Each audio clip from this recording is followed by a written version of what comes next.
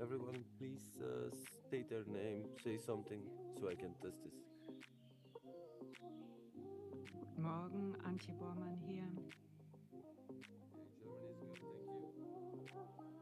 thank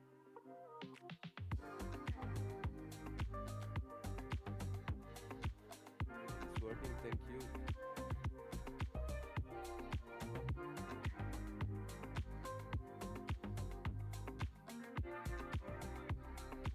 Spanish is working, thank you. Only English remains.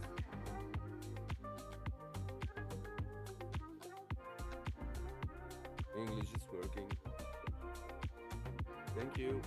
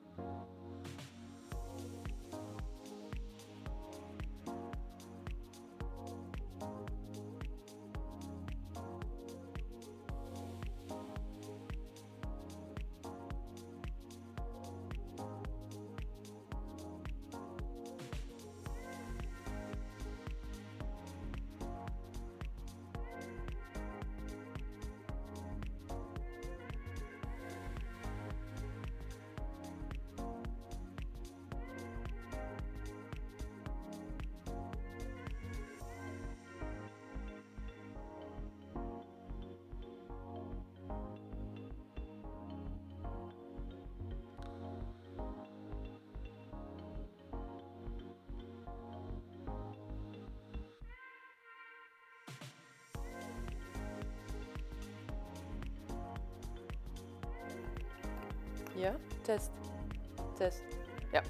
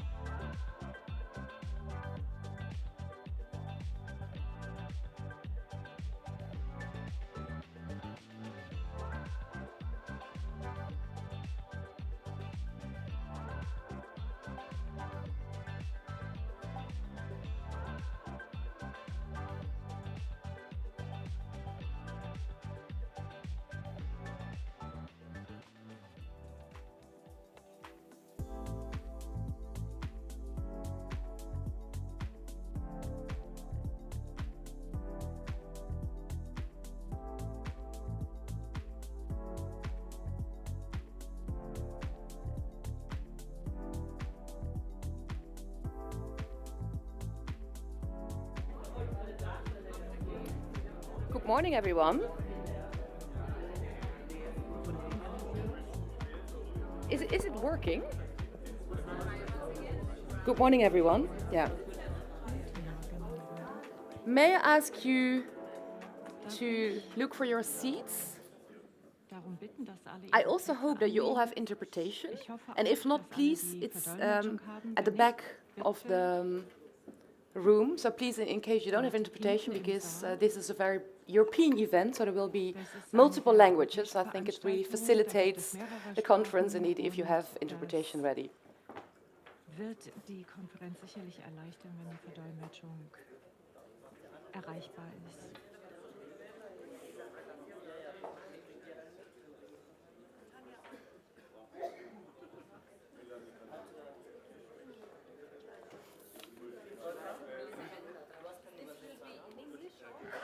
No, different languages. So that's why you need interpretation. Yeah, so I will wait till everyone is back. Yeah. I mean, I will be speaking in English, but other speakers in different languages. Ich werde auf Englisch reden, aber die anderen.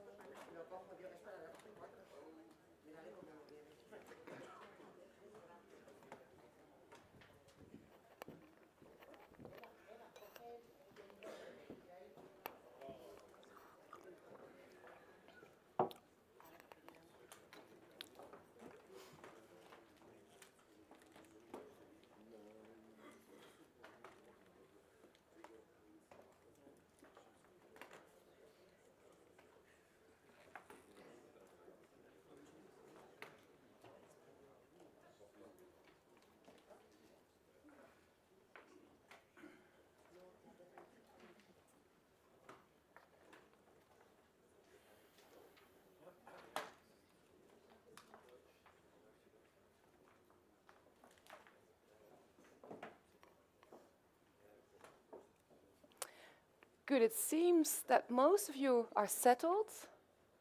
So I think that means that we're good to go.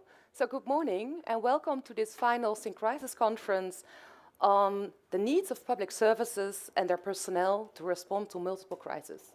My name is Elisabeth Kuiper. I'm Associate Director at the European Policy Center, a Brussels-based think tank, and I'm really honored to moderate this conference today because CESI is one of our members and we have a very good working relationship. So as always, it's a pleasure to see also a lot of CESI members today in the room. So I'm really sure that we're up for a really interesting conference also with a lot of your insights that I'm very keen to hear today.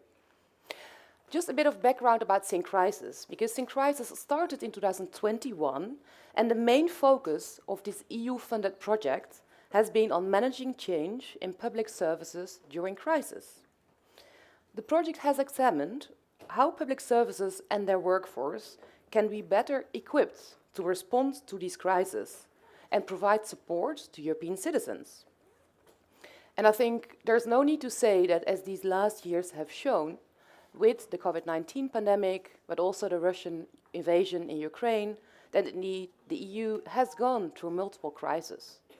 And that indeed the workforce and public services has been of enormous importance on the one hand, but on the other hand also really show significant structural challenges.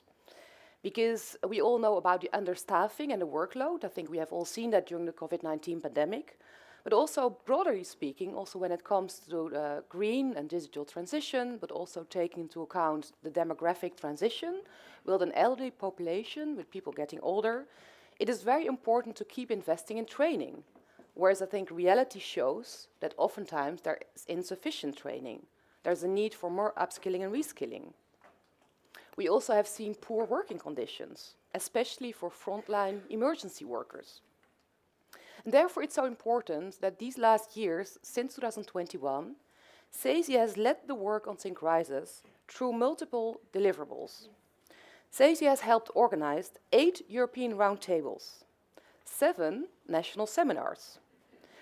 CESI has done a lot of work on workforce advocacy, conferences, and a digital campaign. And today is going to be the final conference where indeed we will present the key findings of the project and discuss the outcomes. And especially as we're at the start of the new cycle of the European Commission, where just on the 1st of December, the European Commission started, it's a really important moment in time to indeed look back at the project and see how we can implement these recommendations at the national levels that you're all working at. And I think it's not only important indeed to link to the broader political context, I think also today we're building on the very successful Congress that CESI organized yesterday. I have heard that there were 2 commissioners, a former commissioner and a new commissioner, that you had multiple members of the European Parliament and other important speakers. So I think it's really important also to show that today is your conference. And I'm really keen also to hear indeed the perspectives of the multiple trade union leaders that are today in the audience. And I really do hope that we make this an interactive audience. And I know perhaps for audiences that are not so used to European conferences, that perhaps speaking up in a different language is not so easy. And for that reason, indeed, you can make use of multiple languages. And I really hope that facilitates indeed an exchange. And I do invite you also, especially for the panels that we're going to have, please do come in and bring your national and your perspective, because that's why it's so important to have this conference today and why it's so valuable to have you in the room as CESI members. But without further ado, I would like to give the floor to CESI's president, Romain Wolf, the CESI president. You're not only the president, but also a member of the European Economic and Social Committee and president of the General Confederation of the Civil Service. So with that, I would like to give you the floor, and please join me in an applause for your president.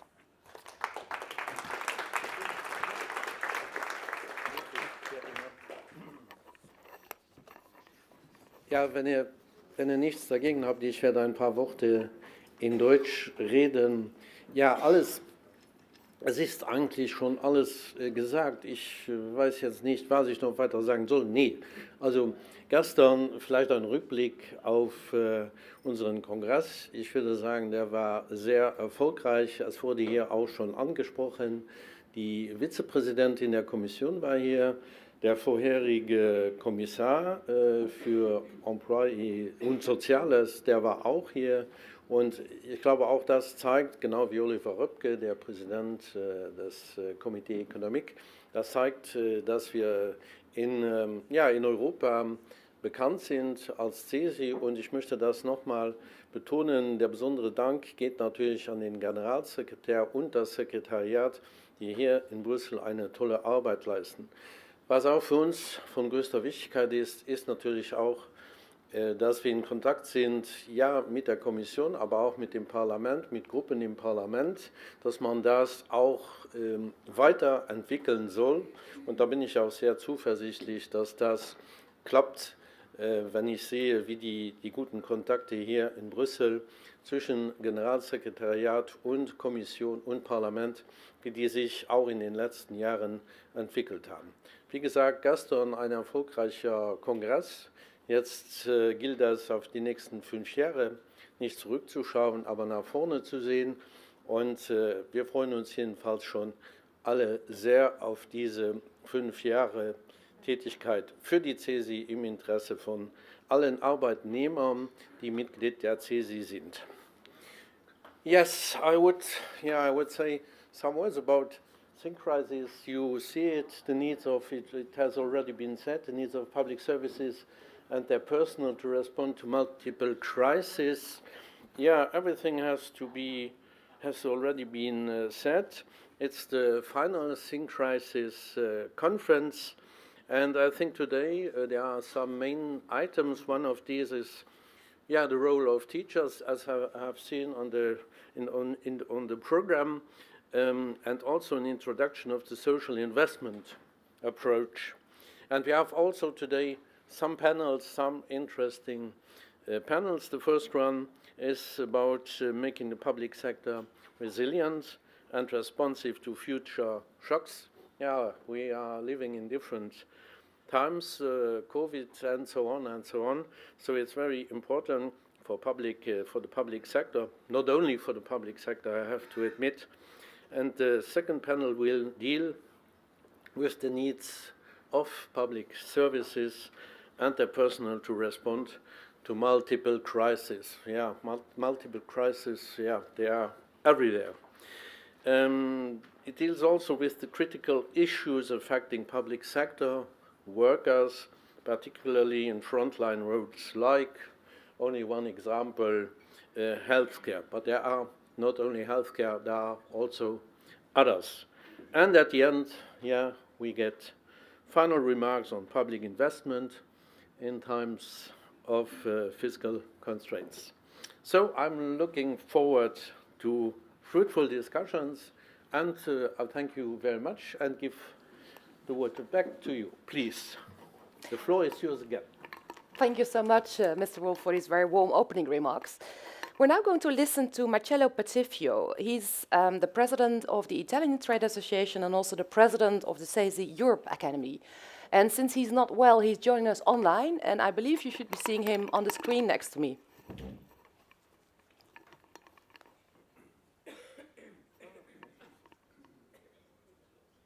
Ciao a tutti, spero mi sentiate.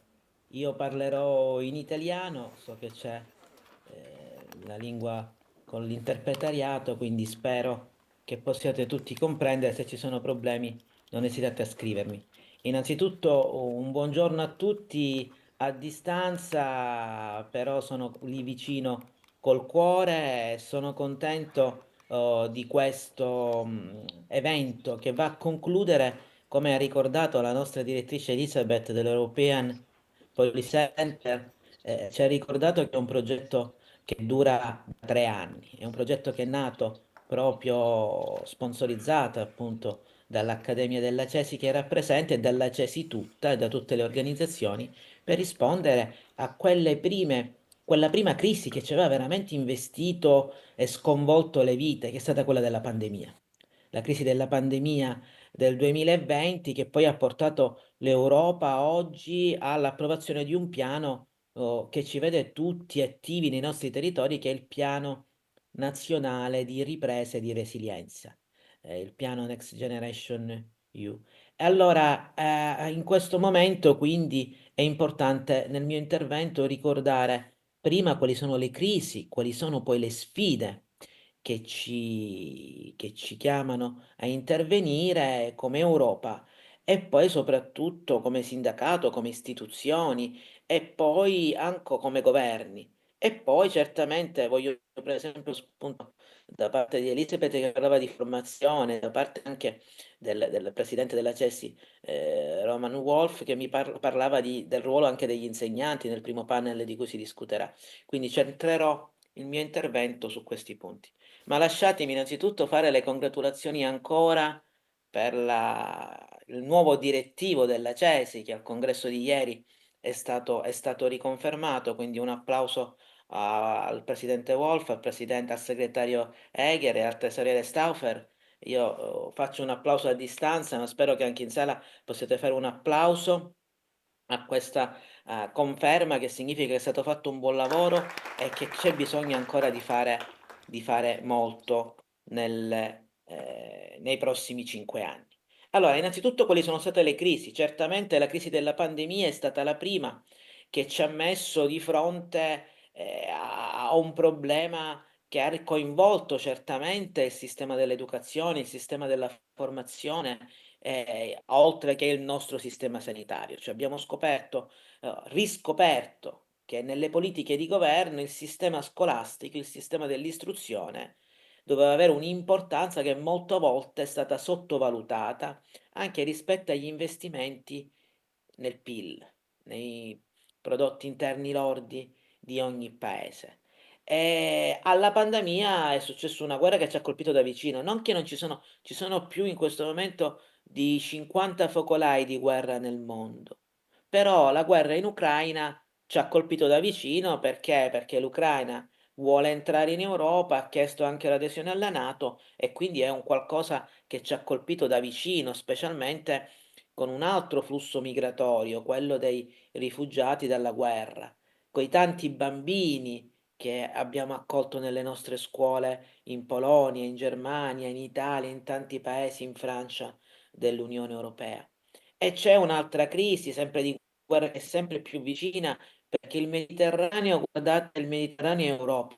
Il Mediterraneo è l'altra è una frontiera dell'Europa e quindi dalle migrazioni dal Marocco, in Spagna, Portogallo, alle migrazioni che vengono invece dalla Turchia, dalla Siria e quindi i conflitti che ci sono nei paesi in questo momento in Palestina, a Gaza, con più di 40.000 morti, in Siria con un cambio di governo dopo 50 anni che ha portato in passato a più di 3 milioni di profughi solo ospitati in Turchia, altri in Europa che hanno chiesto ospitalità in Polonia e in altri paesi, Germania e anche Italia. Quindi certamente il problema, questo è un altro problema, quello delle guerre, così come abbiamo due problemi su cui anche la nostra moderatrice ha fatto un'attenzione particolare, cioè il problema del flusso della natalità e quindi di un progressivo invecchiamento della popolazione europea e che è legato però a un discorso legato a livello economico a uno sviluppo che ci deve permettere attraverso la digitalizzazione, che è una delle sfide, quello di cercare di migliorare la nostra economia, migliorare il nostro stato sociale e quindi produrre e portare alle condizioni per una crescita di tutta la società europea rispetto a un'inflazione che l'abbiamo visto, è stata una delle conseguenze della guerra, che ha aumentato una eterogeneità, cioè una differenza di economia tra i vari paesi europei. E oggi voglio anche festeggiare l'entrata in Schengen della Bulgaria e della Romania. Finalmente possono oppure loro appartenere anche a questo gruppo, anche se appartenevano all'Europa, però non appartenevano alla zona Schengen. Detto questo, queste sono le principali crisi. Ovviamente sono principali crisi che hanno visto attori, è stato ricordato, abbiamo fatto più di 8 incontri nazionali e internazionali nei vari paesi europei, tante tavole rotonde, tanti documenti, tanti interventi su tanti settori, il settore della sicurezza, il settore della formazione, il settore della sanità e quindi oggi arriviamo a concludere. Le sfide voglio ricordare almeno due sfide molto importanti che questa Commissione europea che si è appena insediata deve portare avanti fino al 2027 nel programma che ci si era dati. La sfida quella ambientale dell'educazione verde, su cui anche l'Accademia CESI ha sviluppato un progetto e lo sta continuando a sviluppare sull'educazione ambientale. E l'altra è sull'educazione digitale. Certamente la sfida dell'intelligenza artificiale della RIA. Detto questo, ho parlato di educazione, quindi se parlo di educazione non posso nascondere ancora una volta il ruolo importante di una scuola, anche perché sono presidente nazionale di un sindacato rappresentativo in Italia che rappresenta più di 70.000 operatori scolastici, insegnanti e quindi educatori. E quindi voglio anche cominciare a ricordare questo ruolo importante della scuola, un ruolo che la CESI ben 5 anni fa, nel 2019, ha voluto evidenziare con l'approvazione di una carta, di un manifesto un manifesto degli insegnanti che è importante e che noi vorremmo, proprio ieri è stata approvata una mozione proprio da noi, anche da CISAL, caldeggiata e da ANIEF, e che rappresenta una mozione che intende proprio fare in modo che questa mozione, questa carta sociale, questa carta degli insegnanti diventi un manifesto europeo. Noi abbiamo una carta europea dei ricercatori, ma non abbiamo una carta europea degli insegnanti. Che vuol dire avere una carta europea degli insegnanti? Perché questo significa anche affrontare il ruolo degli insegnanti, il ruolo dell'educazione, il ruolo della scuola in queste sfide per creare un'amministrazione più resiliente. Per creare un'amministrazione più resiliente dobbiamo creare cittadini più resilienti. E i cittadini afferiscono a due ordini. Quelli che diventeranno cittadini, i nostri alunni, i nostri studenti, le nostre studentesse e le nostre alunne. E poi ovviamente i cittadini lavoratori che già o cercano un lavoro o un lavoro l'hanno perso o un lavoro l'hanno, lo potrebbero perdere, ma vorrebbero oppure migliorare le proprie condizioni di lavoro. E quindi da una parte una formazione iniziale, da una parte una formazione permanente. Sono due sfide fondamentali che devono adeguarsi a che cosa? Da una parte alle crisi che stiamo affrontando e quindi anche nella prospettiva di darne delle soluzioni, dall'altra parte alle sfide che l'Europa ci chiama, a cui l'Europa ci chiama come paesi nazionali e quindi che poi dobbiamo andare a sviluppare nei paesi nazionali. Allora, in primo luogo, il ruolo degli insegnanti certamente è un ruolo fondamentale, il ruolo degli insegnanti, dei dirigenti scolastici, ma io devo dire di tutti, degli educatori, del personale anche amministrativo che svolge un prezioso lavoro nelle nostre scuole, spesso è ignorato, il personale ausiliare amministrativo, il personale tecnico. Parlando degli insegnanti, certamente abbiamo bisogno di riscoprire il loro valore. E come si riscopre il valore di una professione?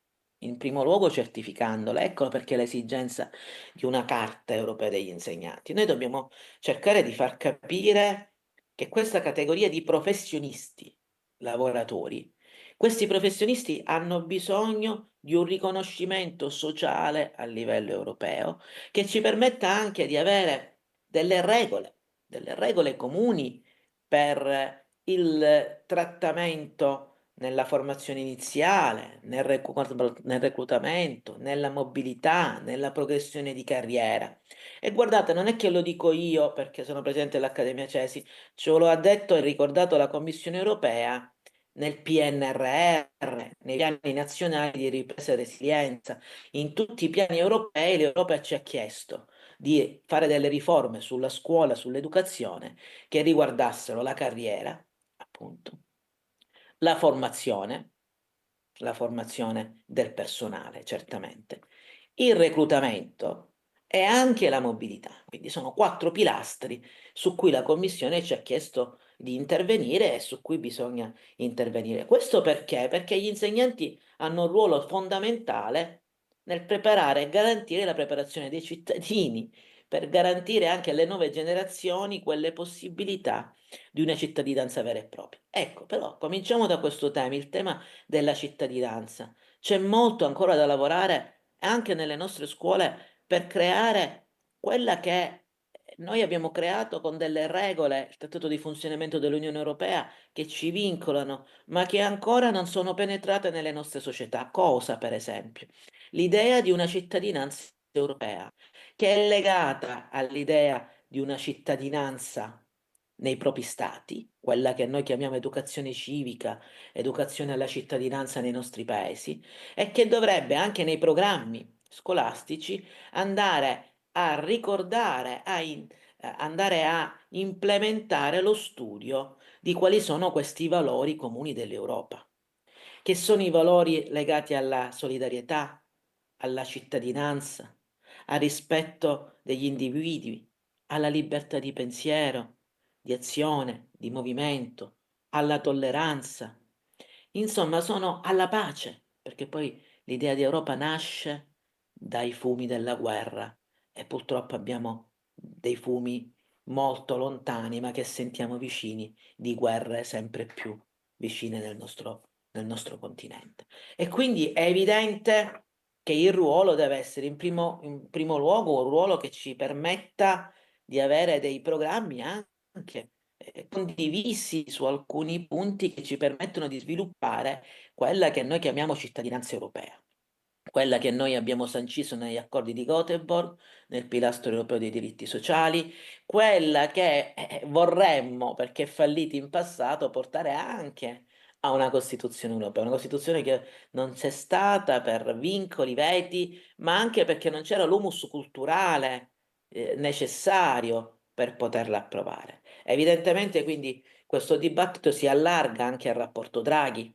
si allarga anche al rapporto Letta, si allarga a delle sfide che sono delle sfide che riguardano anche sempre più il ruolo dell'Europa nel mondo rispetto da una parte anche a sistemi economici, il G7, dove molti paesi europei ne fanno parte, fino al G20, e dall'altra parte i BRICS, quindi con diversi ora modelli di organizzazione anche macroeconomici che però ci devono vedere protagonisti. Detto questo, vado verso le conclusioni perché penso che comunque chiunque non possa non riconoscere il valore della scuola, la risposta della scuola durante la pandemia. Guardate che il nostro personale non era preparato alla digitalizzazione, non era preparato a collegarsi online ogni giorno e a lavorare a distanza con i nostri studenti. Il nostro personale però lo ha fatto ed è riuscito nell'intento, cioè che cosa ha fatto? Ha fatto in modo che i nostri studenti e le nostre studentesse potessero continuare ad apprendere, continuare a crescere, continuare a studiare e ad avere vicino degli educatori oltre alle loro famiglie. Ma lo abbiamo fatto anche durante la guerra in Ucraina, garantendo agli bambini, agli studenti e alle studentesse che venivano dall'Ucraina, li abbiamo accolti anche nelle nostre scuole. E in un contesto addirittura ancora, certo, più difficile di lingue differenti, e questo ci ha permesso però ancora una volta di riscoprire il valore della scuola.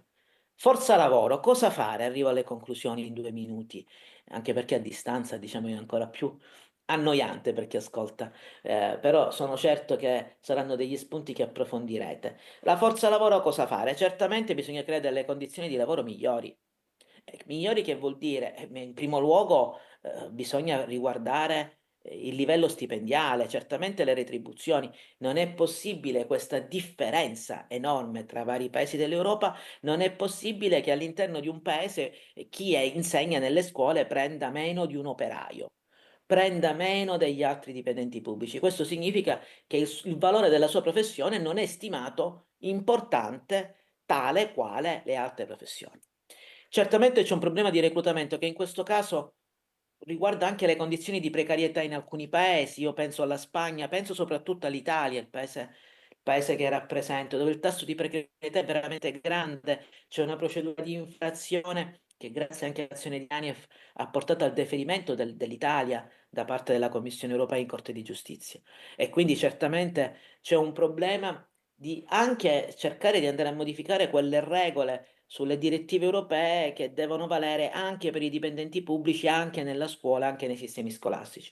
C'è un problema di carriera, lo abbiamo detto, c'è un problema di carriera e quindi anche di progressione stipendiale e c'è un problema anche di pensionamento. Non è possibile pensare di avere insegnanti che a 70 anni continuano a insegnare nelle nostre scuole. C'è un gap generazionale rispetto agli alunni che è troppo grande, quindi ci vogliono delle regole anche sul pensionamento e ci vogliono delle regole anche sulla formazione. Chiudo su questo, la formazione è fondamentale, però la formazione è lavoro, la formazione va retribuita e quindi già c'è una direttiva europea in tal senso, deve essere ancora più stringente, la formazione va bene, ma deve essere fatta in orario di lavoro oppure deve essere retribuita, deve essere legata alle nuove sfide e certamente deve essere uno strumento per rispondere e per cercare di educare la cittadinanza del domani e i cittadini di oggi a queste sfide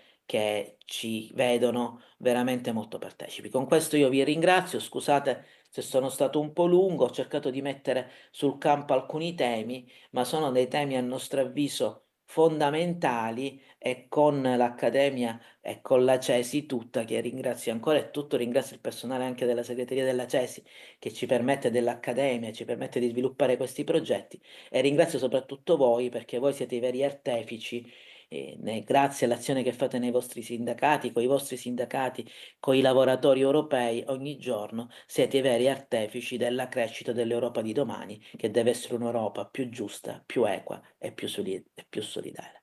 Thank you very much.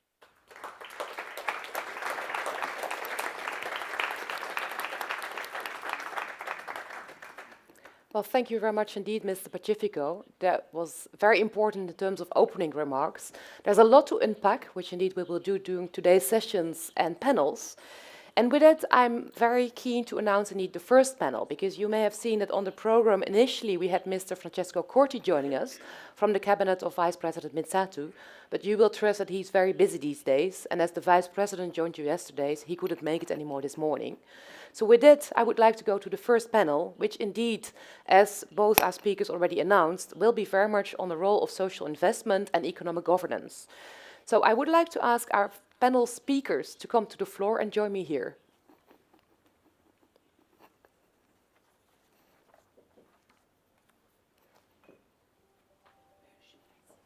Or wherever you like.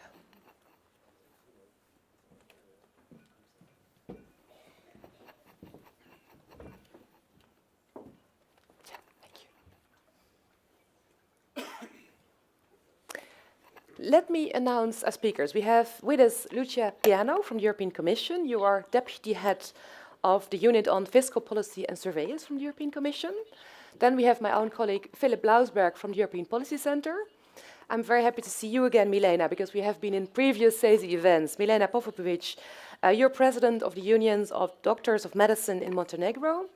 And online, we should have our colleague from Zoe, Magali Brosio. So I believe we will see Magali on the screen when she's about to give her presentation. But we're going to start with you, Lucia. You're going to give us a presentation which will focus on the latest work done by the European Commission on the multi-annual financial framework that we will have in 2025. So we're very keen to hear your insights on this matter.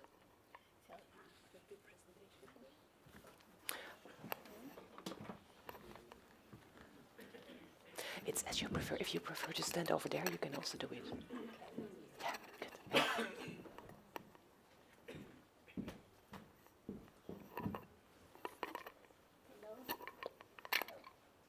Should work. Okay, now maybe it works. Yeah. So, sorry, my apologies. Yeah.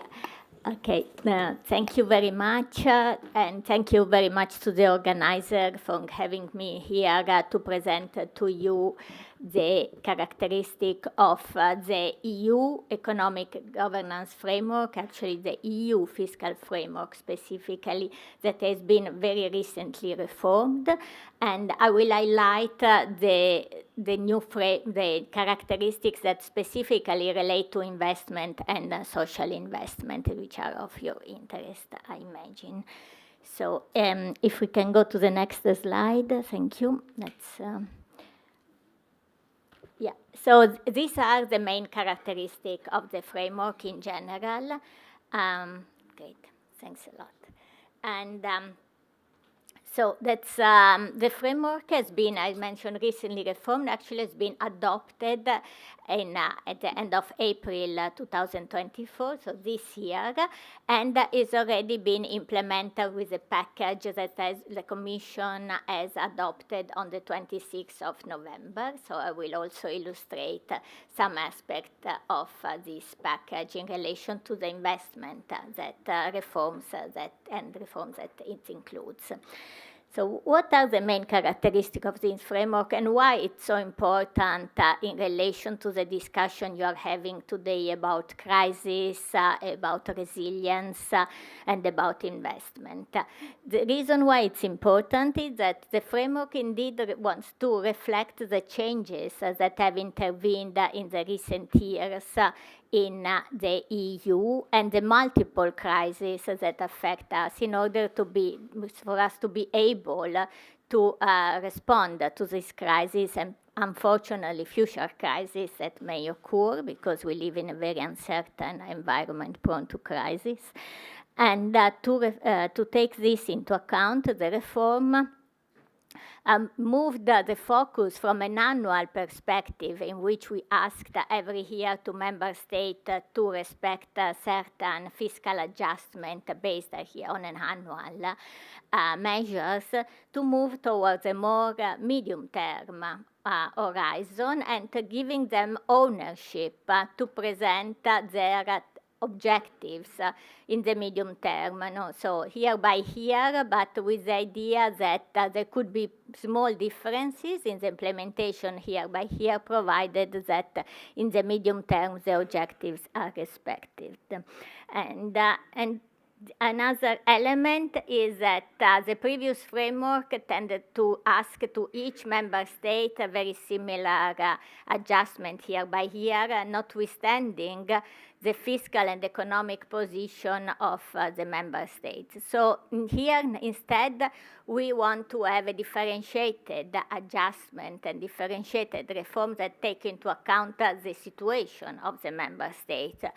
In particular, it's not just in relation to the debt and deficits that the member states have in a single year, this now, let's say, but also taking account of a challenge that was mentioned in the previous presentation, that is that of the aging population we have. So we will take into, our framework takes into account of the projection of the debt in the future, that relates also to the cost of aging, both in terms of pensions and long-term age-related, such as healthcare expenditure. But what is a particular interest, I guess, for you is that it also promotes incentives of reforms, and I will explain how it does it. In exchange for more medium-term orientation and more ownership by member state, the Commission and the Council will ask for the member state to really implement the rules, things that was not done so well in the past, and so we'll have a stronger enforcement. So for the next slide, oops, sorry, this is going backward, not forward. It's here, sorry, my apologies. So why can this be helpful for social investment? The reason is first, and which is the most important reason for every fiscal framework, is in terms of the macroeconomic stability that it ensures. Because if you remember what happened with the previous crisis, going before the COVID crisis, I'm referring to the 2007-2008 crisis, major economic and financial crisis, lacking macroeconomic stability, some member states had really suffered from the following cuts, not only in investment, which was a major issue, but very strong social cuts to social benefit, to wages, also on the public sector. So this should not happen anymore. And the first thing to do to ensure social investment is to have a stable macroeconomic environment, to ensure that the debt are sustainable and that crises like the euro area crisis do not happen anymore. So the second reason instead why this framework is important for social investment is because it really promotes investment and reforms. And I will explain. So that's a real direct impact on social investment. How does the framework promote investment and reforms? So some member states where that have, let's say, more fiscal space, a better fiscal position, can invest more and can spend more. But also member states that have lower fiscal space, have high debt and high projected debt, can invest more thanks to a more gradual fiscal adjustment that they have to undertake if they commit to a package of reform and investment that I will explain the characteristic of this package later, but serious commitment for specific reforms and investment.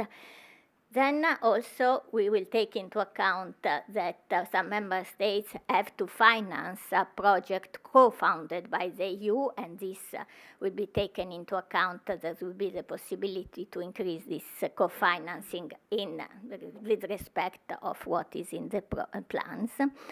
And then, of course, we are taking into account that currently member states are spending their recovery and resilience facility loans, so they have to spend more because they have to spend these loans.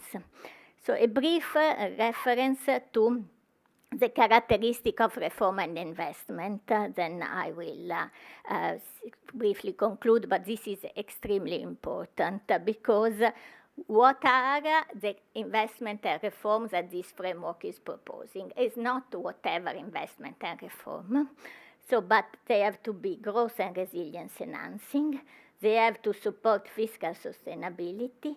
They have to address common EU priorities. So here several times were mentioned the crisis that we have recently seen and the future challenges. In this respect, the reform and investment that we expect to see in the plans concern the green transition, the digital transition, but also social and economic resilience, so the implementation of the European Pillar of Social Rights, energy security, and in relation to Russia invasion of Ukraine, the build-up of defense capabilities where applicable. So then they will have to address some country-specific swarm recommendation, and it's very important for us that the investments are not lower at the end of the plan. They should be at least at the same level or higher. So I just here just a few examples that may be important for you in relation to the investment and reforms that member states are actually committing to undertake thanks to the new framework. So you can see already the first one. It was mentioned education. So Spain has committed, thanks also to the Recovery and Resilience Plan, undertake some reforms that concern the digital transformation of education, so reform and investment in this direction. And then you have other kind of reforms. Again, Spain, reform of work and job search visa system. And Italy, investment to increase availability and affordability of childcare. So there are really commitments in relation to this new framework that concern reform and investments that go in the direction of social investment. And with this slide, I would like to conclude. So you can see that in our forecast, investment are increasing. So that's differently from the past, member states are not cutting investment to finance the adjustment, but the fiscal adjustment is occurring at the same time as an increase in public investment. So thank you very much, and sorry if I've been a bit long, but the new framework is really very complex, and thank you. Many thanks, Lucia. I think that was extremely important indeed that you were setting the scene by explaining indeed how the new reformed framework works, and also indeed what the role of the European semester in all of this when it comes to social investment. I think for the sake of discussion later on, I expect that we're going to indeed zoom into a bit more specifically about indeed how many member states actually are likely to, I think, reach these targets on social and also green investment, but I think that's perhaps more something for the sake of the discussion. And we have chosen to have our speakers first, but I really call on you to already think about your questions, because this is indeed a topic I think that leads to a lot of questions. And I also believe that our next speaker probably is going to ask and also tell a bit more about indeed different perspectives and a different take on this. So Philip Lausberg, Senior Policy Analyst at the European Policy Center, you are indeed going to go into more detail from a think tank perspective on indeed the new multi-annual framework and also how that links to competitiveness on the one hand and more social investment on the other hand. So the floor is yours. Thank you very much, and hello everybody. I need to go there? Okay, fair enough. Okay, is that right? Okay, good, yeah. Okay, yeah. Can everyone hear me now? Yes. Okay, very good. So, I would like to start my intervention with talking about the massive investment gaps that the EU is facing.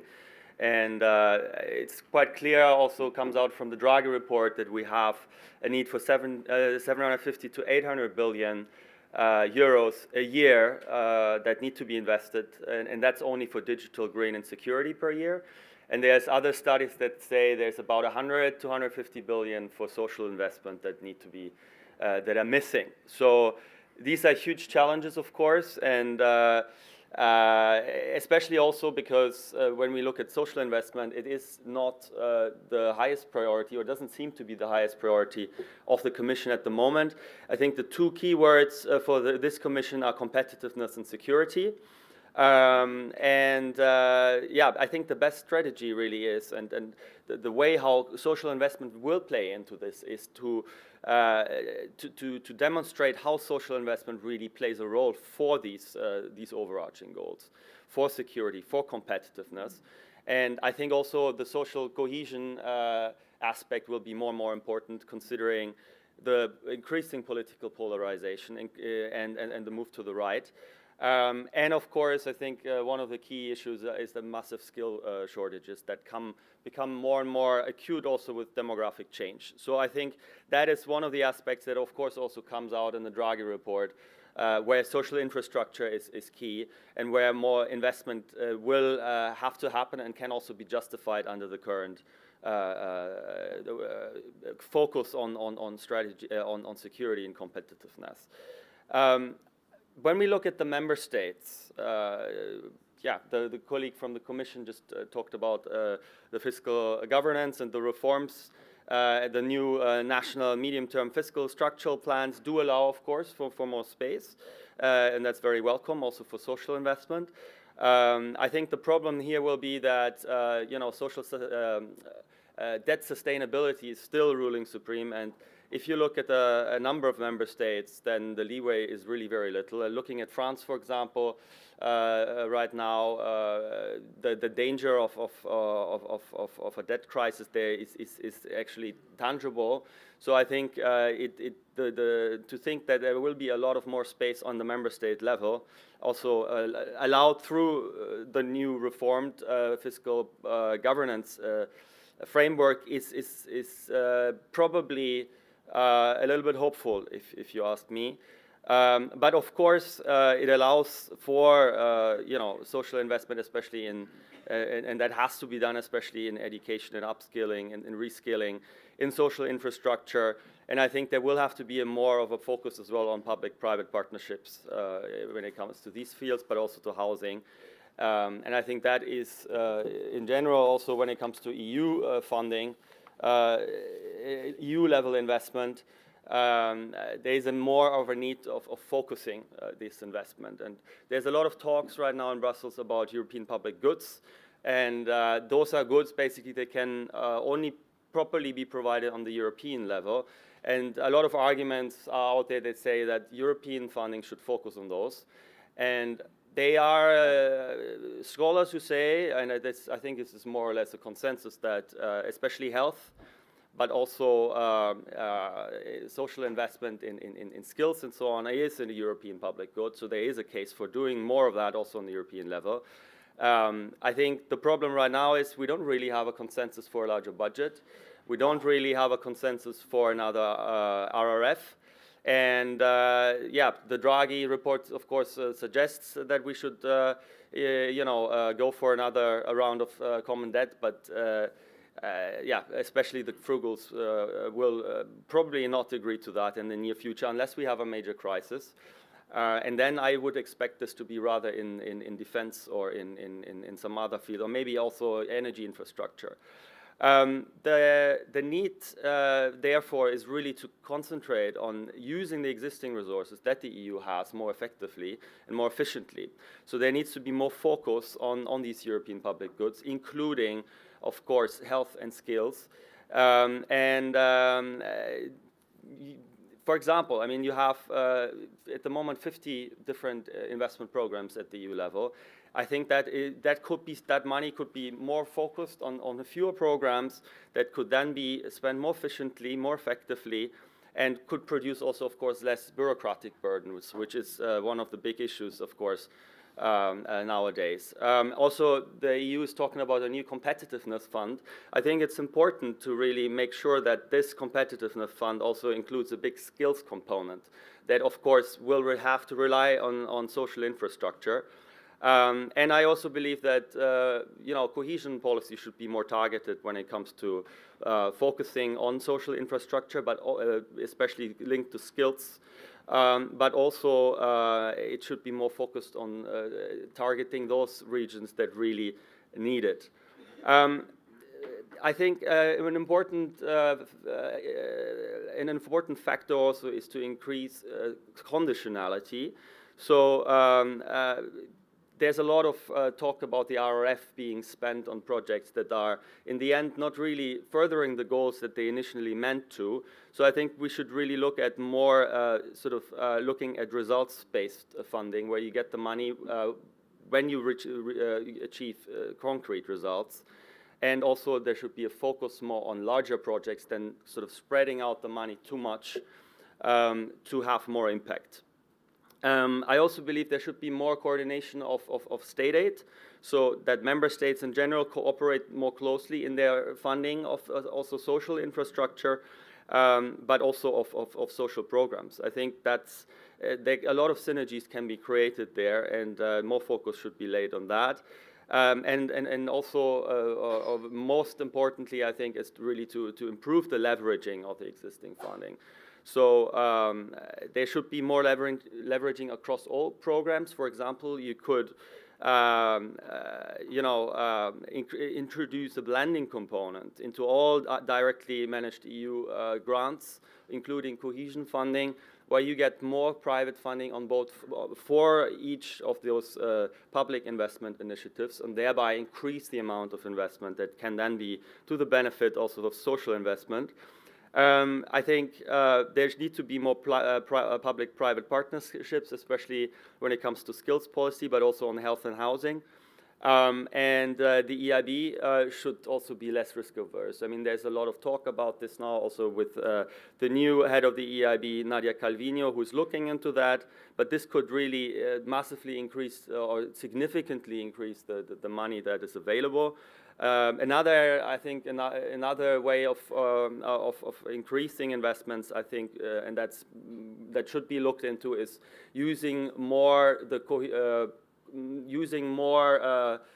coherently and cooperatively the money that we have in national promotional banks. For example, the EIB, the French Caisse de dépôt, the French promotional bank, it has about the balance sheet twice of the EIB. The German one has the same as the EIB. If you use this money if you pool that more and use it more concentratedly on common projects, I think there's a lot that can be done. Finally, I also believe that there should be more off-budget instruments with possibly flexible membership of member states, so that you have member states that want to invest more and then work together on that and pool their resources.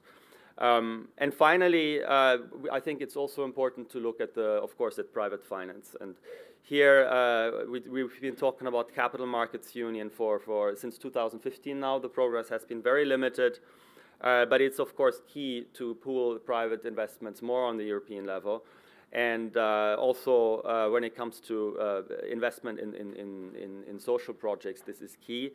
I think there should be a reform also when it comes to regulating pension funds and insurance funds, to allow for more risk taking and for more higher volume in investment, and when it comes to rules across the EU, I think there needs to more harmonization. So you could, for example, set up rules for better common rules for European social bonds, for green bonds. And when it comes to spending the money also on public money, I think there should be also more social conditionality. So the financial regulation could be reformed that governs the MFF, where you can then also make look more at social criteria when spending the money. And maybe one last point I would add is that I think harmonizing tax law, of course, is a very high-hanging fruit, so to say, but if we can get a minimum corporate tax across the EU, I think that would be a huge step forward. So that's it from my side for now. Thank you very much.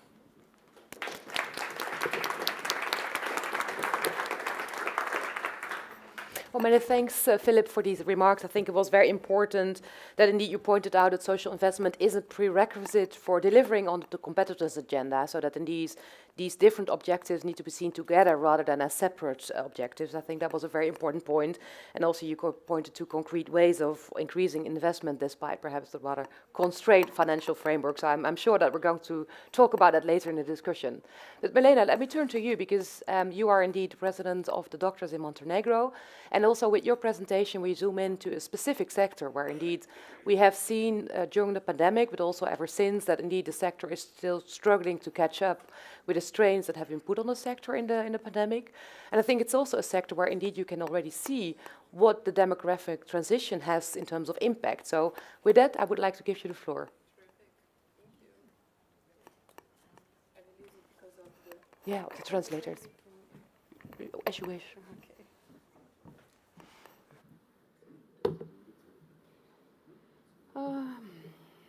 This works, yes? Good. So, Ms. Elizabeth, thank you very much for this opportunity. I'm very glad to see you again. Our dear guests, members of CESI family. I will be focused on healthcare system. So what am I trying here to do is to provide some kind of overview of the current situation, of the potential of the causes and potential solutions. So I will try to divide my speech in that way. So I think we can all agree that European healthcare sector is facing a significant workforce crisis. So driven by, as Elizabeth already said, demographic shifts, aging population, and systematic challenges. So I would like to start from demographic challenges with few interesting data.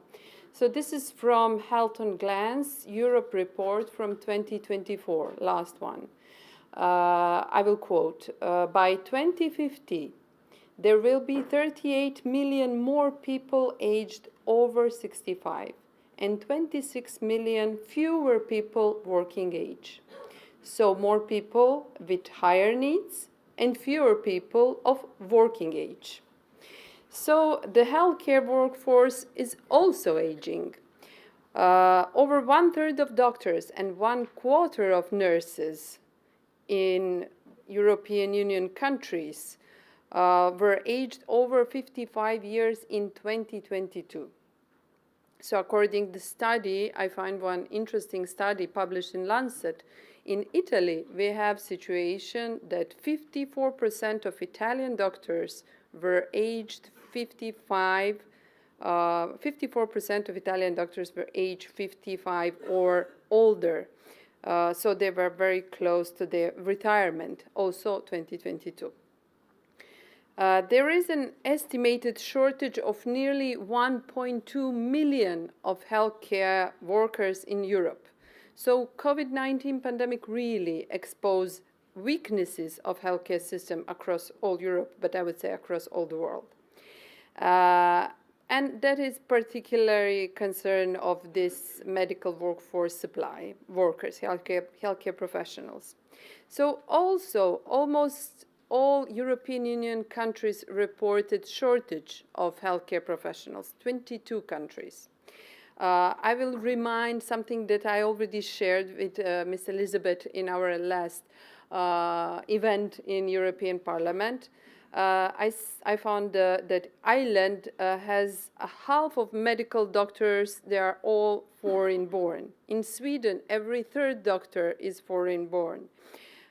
Between 2010 and 2018, even 40,000 healthcare professionals, doctors left Germany, and 10,000 nurses left Germany. But Germany succeeded to become a prominent destination for 18,000 individuals in the last 5 years, mostly people from Balkan countries. And that weakened our healthcare system in Balkan countries, but that is our responsibility, yeah. So the shortage of healthcare professionals has led to, I would say, complex battle over the talented healthcare professional across Europe. Now we have 1 in 10 healthcare professionals in Europe is foreign born. But countries as Switzerland and Norway, they completely succeed to receive doctors from EU 15 countries and sending hardly any abroad themselves. So they preserve their healthcare work professionals. So they show us that it can be done. It can be done. With good management, it is manageable. So what are the causes of this high mobility of healthcare professionals? I try to emphasize that, and I can address poor working condition as one of the first reasons, including excessive stress and burnout. In my country, during the COVID pandemic in 2021, from the January 2021 until May, I conduct a survey on our healthcare professionals on burnout syndrome during the COVID, and I use very reliable scale, very sensitive scale. The name is ERI, effort reward imbalance, And what I find out, we had 82% of our healthcare workers, doctors and nurses, they were all in very high risk of developing burnout. When you use only sample from hospital personnel, we show that 92% of our health personnel was in high risk to develop burnout. Then we measure level of burnout, and we saw that 49% of the personnel in hospital were in moderate burnout, 40% of them were in high-level burnout, and severe burnout reported 3% of our doctors. I also find out something very interesting for policymakers. People who were working shifts, especially night shifts, they were in 15.7 higher risk of developing burnouts. So I think that the role of the government is to conduct the kind of survey like this, so it provides them a good look on the condition of workforce so they can take care of them, because we cannot put all that burden on themselves to take care of their mental state, mental condition in that kind of overload workload that we had during the COVID pandemic. All healthcare professionals, they're like everyone, they are seeking for better working-life balance. So we also would like to have a better balance, not to work 24 hours, to have our families, and dedicate some time for ourselves. So policymakers can help us with that, maybe arranging different working hours, shifts, to be more flexible. Netherlands is one of the country, I just spoke with Patrick, one of the country that brought some solutions. We will see the quality of the results, but workload is already reduced using the, they said, physician assistant and nurses practitioner doing a kind of job that was dedicated only for doctors. We will see, we will follow up on that too also. Maybe it will bring some good new solutions.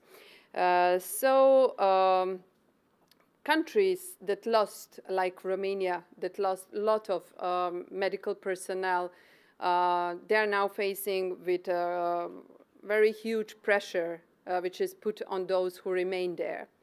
So what could be potential solution?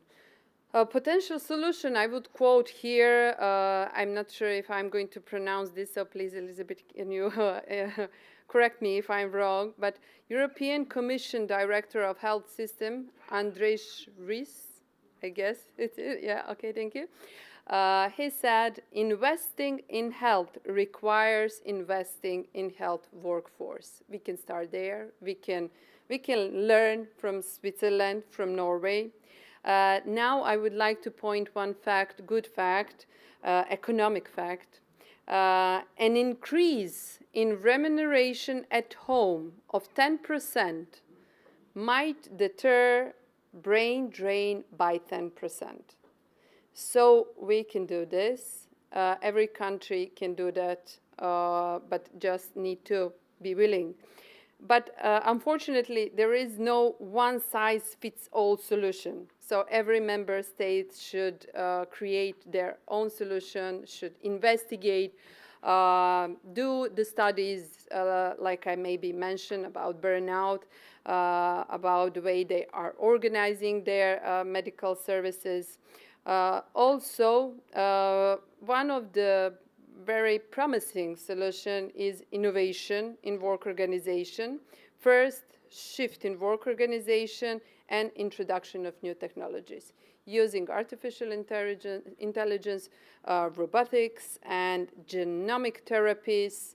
I have a very good friend who had opportunity to study genetics in USA, working in very prestigious labs. And he left all that, and when I asked him, oh my God, why? Because that was my dream. And he said, because Milena, that genetic therapy is something that is only dedicated to rich people. Yeah, average people, they cannot afford that, so it is not meant for us, and I'm nervous about that, and I don't want to participate in that. So this world need to reorganize priorities. We are talking about human rights, universal rights, and we really should do something about that, not in a formal paper way, but in everyday life. Also, I would point something that is already said, support in continuous learning and adapting new technologies in practice. Learning process is something that is very, very important for healthcare professionals, for them, for their self-esteem, for quality of care.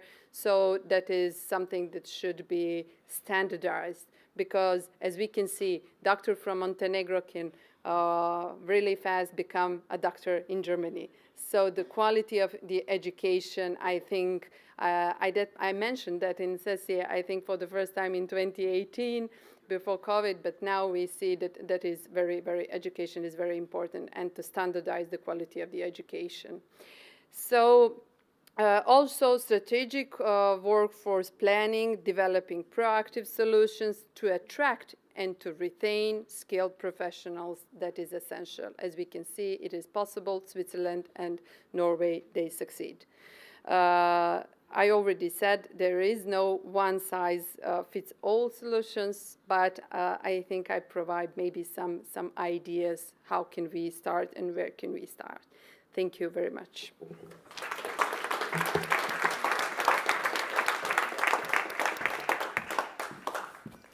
Thank you very much, Milena, for that. Very important remarks, because indeed the health workforce is indeed one of these workforces that is struggling, and which will become even more important in light of the demographic transition. And I think a point perhaps for discussion is, you didn't mention it that way, but I think you pointed to the fact that indeed brain drain has an enormous impact on any sector, but specifically on the healthcare sector. And there it's important to take into account that another report by another Italian, Mr. Enrico Letta, indeed spoke about the right to stay, because especially in certain countries, and for example Portugal is one that someone mentioned to me recently, you have medical professionals that leave the country directly after their education to work in other countries like the UK. And of course, that is an enormous brain drain for the country, and it's a lack of investment in people's education. So I'm keen to come back to that during the Q&A later on, but thanks for your presentation. We're now going to go to an online intervention by Magali Brosio, because we have been speaking a lot about social investment and indeed the importance of a more inclusive definition of sustainability, also taking into account more social considerations, more environmental considerations. And Magali, it's really great to see you here in the room online with us. You're going to speak about your involvement in the so-called WISE and MERGE project. I leave it to you to explain what these projects are. We at the European Policy Center are also involved in these, so it's indeed very good to see you. And indeed, I would welcome you to say a few words about what indeed we're doing in the context of these projects, and also the role of social investment in the context of these. Thank you so much. Can you hear me okay? Yeah, we can hear and see you okay. Perfect. So thank you very much, first of all, for inviting me to be part of this very interesting panel and conference. It is a true pleasure for me to be here, even if virtually.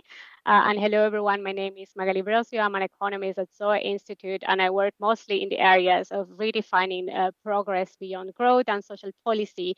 And today, I hope to share a bit of the work we are doing in these areas, and also connected with the topic of public services in a context of crisis. But before diving into the details, let me share a little background to explain where we are coming from.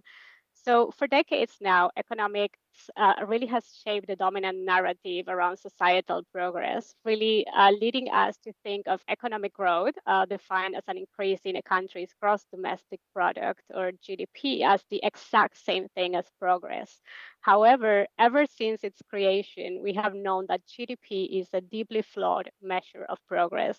Just to name a few critiques, feminist economics have flagged how unpaid care work and the invisible reproductive infrastructure that supports the economy is not accounted for. Ecological scientists have flagged how GDP rewards the depletion of natural resources, while sustained economic growth has really pushed natural systems to their tipping points.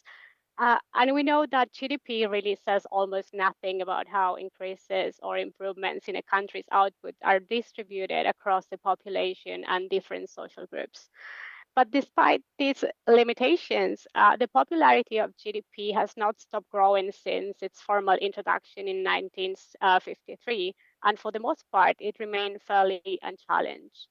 Uh, Part of the reason the GDP GDP has been accepted, let's say, as a decent proxy for progress is the generalized belief that economic growth is a precondition for well-being.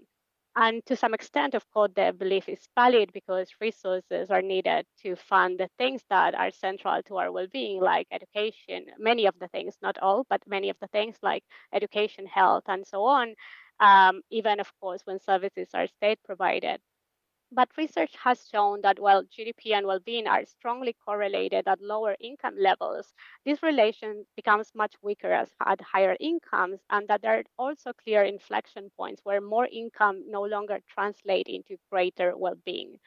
So in recent years, we have really witnessed an emergence of perspectives advocating for a beyond growth or beyond GDP approach that have gained significant traction, at least in public discourse. And for me, it's also important to highlight and emphasize that this shift extends beyond a small group of critical scientists, and it's increasingly reflected in the positions and agendas of many mainstream institutions, the UN, the OECD, the European Commission, and many others. And the central argument is clear. If economic growth was never the ultimate goal, and in many cases is even acknowledged to be problematic, why not shift the focus directly to well-being and then use indicators that measure actual dimensions of well-being to decide how resources are allocated or success is evaluated or progress is tracked. But despite these important changes in discourse, it's also fair to say that the penetration of these ideas into the technical and policy realms has been limited, and that GDP really remains the dominant metric driving decision making. So one may ask, why has the narrative of economic growth remained so successful despite its limitation? And if we agree that growth is not the ultimate goal we're striving to achieve, and that GDP is not a good measure of well-being, why do we keep using it?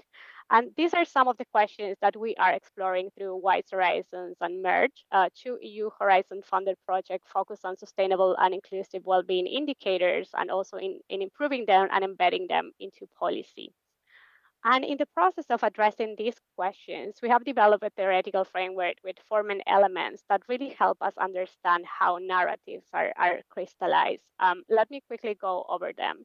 So first, we have the development of a coherent paradigm, where concepts and language begin to converge. And in the case of economic growth, we see this primarily happen after the Second World War, and especially in the 50s and the 60s, when economic growth stopped being a means towards an end and started being a goal on itself with specific targets on growth. Second, we have the translation of this paradigm into technical infrastructure, such as metrics or models. And this includes the GDP, but also think about the system of national accounts that allow us to compare the size and the performance of countries around the globe, and also the increased use or widespread use of macroeconomic models. Third, we have its incorporation into governance structures, so political and regulatory frameworks that coordinate political actions. Here we can think of the Stability and Growth Pact, for instance. And last but not least, we have the formulation and implementation of concrete policies. So very specific political interventions such as taxes, subsidies, bans, etc. But what I think it's most interesting about this theoretical framework is not that it explains why the economic growth narrative has become so dominant, which is of course very important, but also highlights the key levels of change that could support a shift towards an alternative narrative that is centered around sustainable and inclusive well-being. And these are linked to these four levels, right? Like paradigms, technical infrastructure, governance, and policy. So before I conclude, I really want to focus on two core elements of this theory of change, the alignment of language in paradigms and the use of indicators in governance to illustrate how a beyond growth perspective or could really help improve social investments. And for this, I will build on some groundwork that we have developed as Zoe in the area of basic services, which is still under development. And the starting point for this work is a recognition that while the EU has made significant progress since the formulation of the European Pillar of Social Rights, there are still important gaps in access to essential services across all member states. And these are particularly acute for vulnerable groups. And although there have been really important initiatives geared towards tackling some of these issues, such as the Social Climate Fund, these efforts have been mostly fragmented. So there is a gap and need for a really a more harmonized, horizontal, and cohesive approach. And this approach should have three main elements. So first of all, setting common standards. One major barrier to developing policy in this area is the lack of a shared definition of basic services across the EU. So an essential first step would be to forge a common understanding of the concept, aligning on language, but at the same time using this opportunity to establish minimum quality standards across the region. In the short term, this could be achieved, for instance, by updating the voluntary European Quality Framework principle. But over time, these standards could be further formalized, either by expanding Principle 20 of the APSR or through a directive establishing minimum standards. Second, we really need to improve the availability and monitoring frameworks for basic services. So right now, monitoring schemes are extremely fragmented, and we don't have a really a strong and centralized ways of comparing the provision of and accessibility of basic services across the EU. So if we want to conduct effective and coordinated action, this clearly needs to change. And we have important tools that we could leverage for that. The social scoreboard could have indicators on access, quality, and affordability of basic services. We could incorporate these indicators in the Commission's forecasting on foresight work, or the European semester could also be leveraged for this purpose. But last but not least, I think it is important that we don't stop in using the indicators only for monitoring, but we actually use these indicators to guide our resource allocation, our decision making. So, for instance, we could really leverage and use this type of indicators on sustainable and inclusive well-being to decide where we put our resources in the future. Just to name again an example, it could be a benchmark introduced that member states that exceed the EU average rate of individuals at risk of poverty or social exclusion should allocate a minimum portion of relevant EU funds to social investment. So to sum up, these are just a few ideas for how the lessons from institutionalizing a sustainable and inclusive well-being perspective can help enhance our approach to social investment. And before I conclude, I just wanted to also emphasize that, of course, access to basic services is a core component of well-being, and that public provision plays a critical role in ensuring a more equitable access. I think that's all for now. Thank you very much.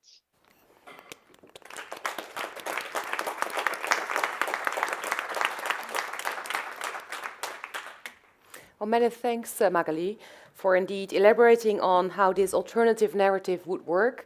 And for the discussion, I would be actually very interested in your opinion, but also the opinion of the room about to what extent we believe that this alternative narrative is already taken on board in the agenda of the next mandate of the European Commission that just started. But I think this is the point where indeed we come to the discussion. And before we do so, because I have many questions that I'm very keen to discuss with you, but I also, of course, would like to give the audience the opportunity to come in. So I'm looking around to see if there's already immediate questions. Yes, I see. And please, if everyone could just state your name and perhaps where you come from. I think that facilitates the discussion. Okay, mein Name ist... I think...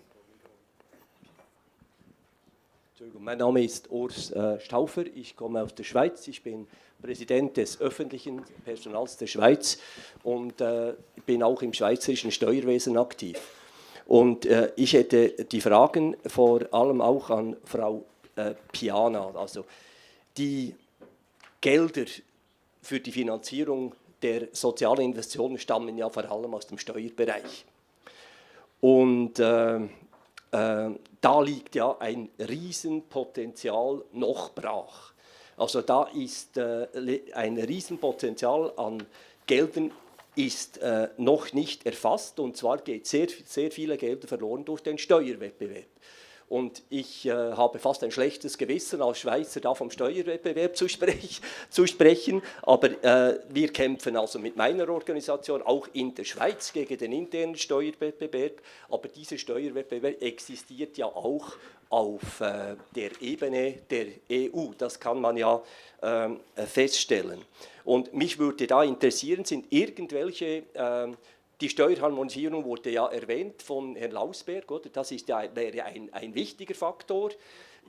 Ein Teilerfolgsmodell ist ja auch die Umsetzung der OECD-Mindeststeuer, das haben Sie ja auch erwähnt, aus meiner Sicht noch ungenügend, weil ja nur die Säule 2 erfasst wurde. Die Säule 1, die gemäß OECD umgesetzt werden sollte, ist ja die Erfassung der digitalen Dienstleistungen, also alle die, da wehrt sich ja die Digitalindustrie mit Händen und Füßen, wehrt sich ja dagegen, dass man alle diese Dienstleistungen im digitalen Bereich mit Erfolg besteuern könnte. Da liegt meines Erachtens riesen viel Geld, könnte da realisiert werden. Und mich interessiert vor allem, gibt es in Ihrem Plan Maßnahmen, die vorgesehen werden, um Steuerwettbewerb auf europäischer Ebene mit Mitteln einzuschränken, die umsetzbar wären, auch in den Mitgliedstaaten, und auch die Schweiz über die Verträge ist dann auch verpflichtet, da mitzuspielen. Und bei der Mindeststeuer gibt es da Ansätze, dass man endlich auch an die Digitalindustrie gelangen könnte.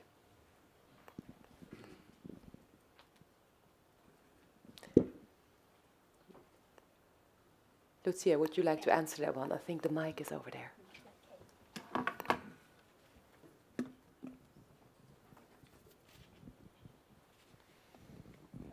It's on, yeah, thank you. Yeah, no, thank you very much for your question. Indeed, I would like to explain a bit how it works. So the initiatives are, as you mentioned, more at the OECD level. So what the EU is doing is really taking part in all this discussion, and also in the framework, I've seen a lot of the G20 pushing for all this kind of discussion and on this initiative taken at the OECD level. It's more difficult for us instead to operate at EU level at the moment, because as you might know, all this initiative of the uniform taxation require unanimity. So that some initiatives have been taken in the past in this respect, among a minority of countries willing to proceed in this direction, but it's very difficult because then if the others do not go along, then that's the reason why most of these initiatives take place also at CD level, because also some member states argue, yeah, but if we do it by our own and the others do not do, then we are penalized by competition. And it's actually something that I wanted, this gives me the opportunity, that's something that I wanted to explain also in relation of comments by other speakers, is that at the EU level, what is centralized is only the monetary policy. As you know, it's actually EU area level, it's decentralized, while all elements of fiscal policy are in the hands of national member states. So even the provision of a minimum standards of expenditure, we cannot do it because everything remains really, every kind of expenditure, every kind of revenue remains in the hand of member states. Thank you. Philip, would you like to add as well? Yeah, maybe a few words as well. I mean, as you say, I mean, this is a member state prerogative, and I think the interests of member states are just too different, and that has to do with their economic and social models. I mean, there's some member states whose economic model is very much built on low taxes, on having financial services. For example, Luxembourg or smaller countries like Estonia, they have a more sort of lean tax model. And it's very hard, especially the smaller ones, to convince them to move away from that, because also, the economy is not that big. Ireland is another example, of course. And I think that's one factor. Another factor, because you mentioned the digital platforms, I think now we have geopolitics coming into this more and more as well. So you probably all heard when J.D. Vance said that, if you regulate our digital platforms or tax them more, then the United States will reconsider their NATO membership and their defense support of the European Union.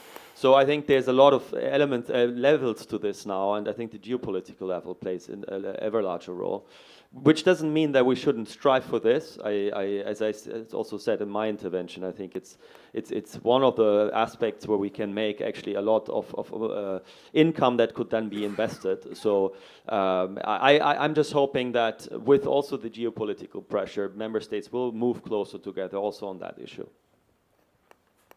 Thanks, Philip. Yes, Klaus. Yes, hello.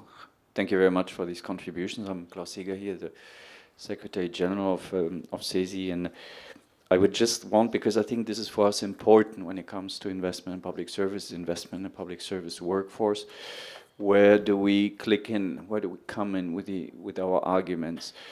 I had the honor to be part of this high-level task force for social public investment and investment public infrastructure. And the report published in 2018 said we need 1.5 trillion of investment in public social infrastructure between 2018 and 2030.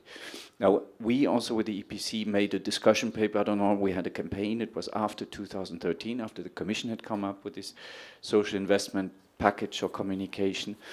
And then we were, as we said, in Germany running from Pontius to Pilatus, and everybody said, go and see somewhere else. We are not responsible. And that also basically is in line of what you said, because of the different responsibilities or competence. Where would you come in? You said you now within the European semester or governance and economic governance and fiscal framework, you have longer periods of adjustment. You mentioned the different tools of the autumn package. Where can you come in? Where can you come in at national level in order to say this is important, that you have some investment being made in education, in health, in whatever? I think this is very, for us, it will be the red line a little bit to follow also during today's event. So I'm taking advantage of all the experts here also to come in with your expertise and say, because I mean, you bring this to the finance minister, this is very, very nice, and open the drawer and put it back in there. It doesn't come to the minds of the finance minister in the end of the day. And the question is also, because I mean, the reasons we know for austerity, or at least for fiscal stability, are not stupid reasons either. But how do we create some kind of common understanding here that these investments are really needed? Yes, please. Yeah. Thank you. If I may, on that's two elements I would like to recall. During the negotiation of this reform of the EU fiscal framework, we have managed to insert in the legislation a reference to the need to consult social partners in the preparation of the plans. So unfortunately, given that these first plans, so its medium-term plans, had to submit it in Agri, member states wanted an exception for the first round of plans. So that's so basically some might have consulted, others due to the rush to present the plans. In fact, they have already been presented by many member states, did not consult social partners. But it's requested that in the future they consult social partners, because for us it's extremely important in ownership at the level not only of the government, but the parliament, the population, of the adjustment and reform of investment that are put forward in the plan. So just for still round might be a bit difficult, but discussion might start already, because in some member states we have a new change in government. They will have to present new plans. So it's very important that you consult all the relevant authorities, national level, to feed into the plan. You really want to be part of the preparation of these plans. That's another element. Instead comes at all the discussion with the European Commission, particularly our colleagues, of that work on employment and skills. They have regular contacts and they organize meetings with social partners, beside the European and Social Committee, of course, but also global meeting with social partners. And why this is very important, because they feed into the thinking also about the country-specific recommendation. So for us, it's very important to have a lack of filter, if you want, because of course we talk regularly with all kinds of authorities. My case, I must acknowledge, is mainly Minister of Finance, people working for the Minister of Finance, but other colleagues work with all other kinds of authorities. But then we discuss among ourselves also to see which are the recommendations to fit in. So there are these elements, plus there are the missions. We go on missions to member states. So if we have the opportunity to meet with social partners there, that's also for us very important. And I don't work on a geographical desk anymore, but when I was working on a geographical desk, if I had the opportunity to talk, I remember meetings also in that organized with social partners. So there you can discuss and we can have an idea of what is going on at this level. But perhaps if I may, a follow-up question could be, and I'm playing a little bit the devil's advocate here, of course, consultation is very important, but I think, as some people have been argued, the fiscal space for social investment is very limited. So indeed, it will be very hard for member states to meet the criteria for social investment. What would you respond to these critics? No, that's certainly very true. So we have, first what I can reply is that make use at the maximum of the EU funds, because some member states, starting from mine, that's Italy, don't use all the EU funds, but I see others.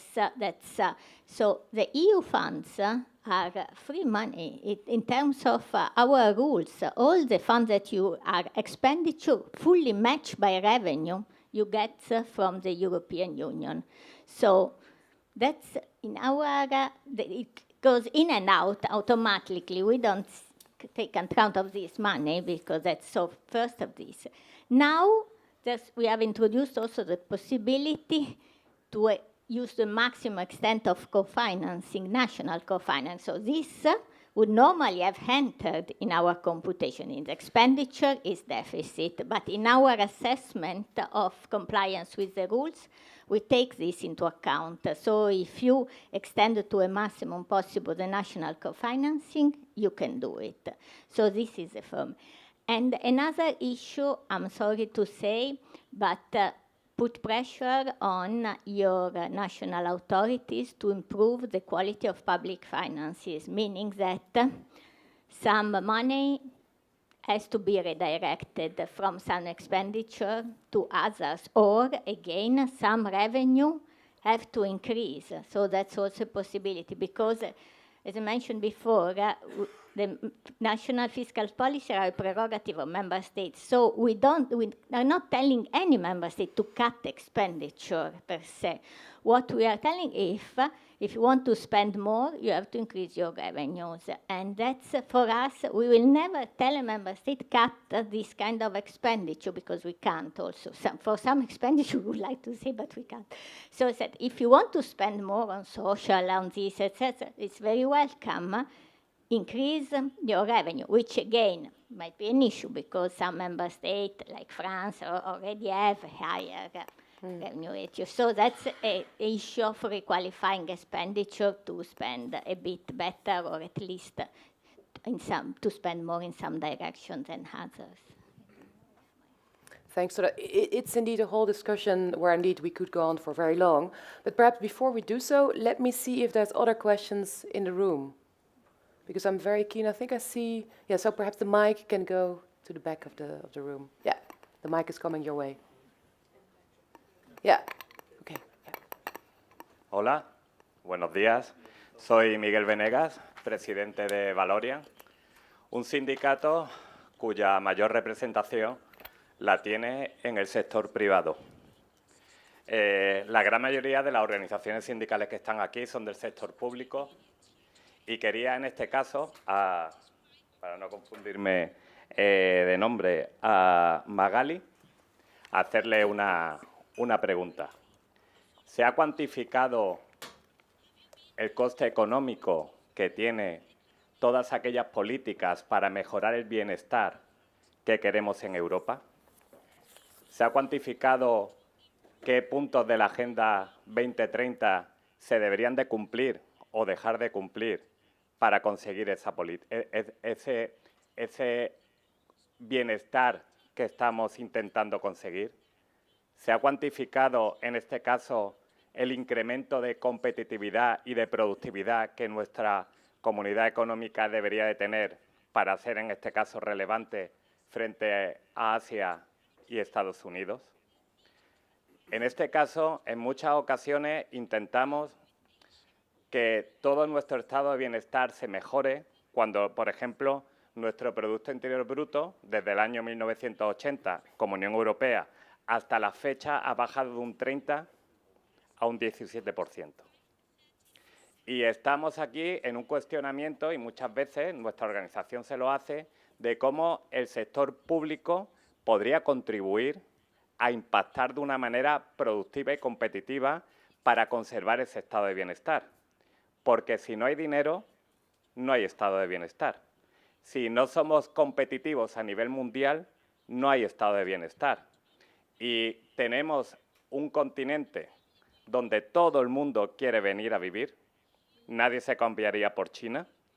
Pero, sin embargo, aquí, cuando se ha dicho, oye, hay que cumplir determinadas políticas de sostenibilidad y económicas, ninguno se ha planteado, porque muchos de los habitantes que estamos aquí, en Europa, estamos comprando en Shein, estamos comprando en Temu, estamos comprando en Amazon, estamos comprando en determinadas plataformas que donde producen determinados productos de bienes y servicios no contemplan todo ese tipo de políticas que aquí sí o sí se tienen que cumplir.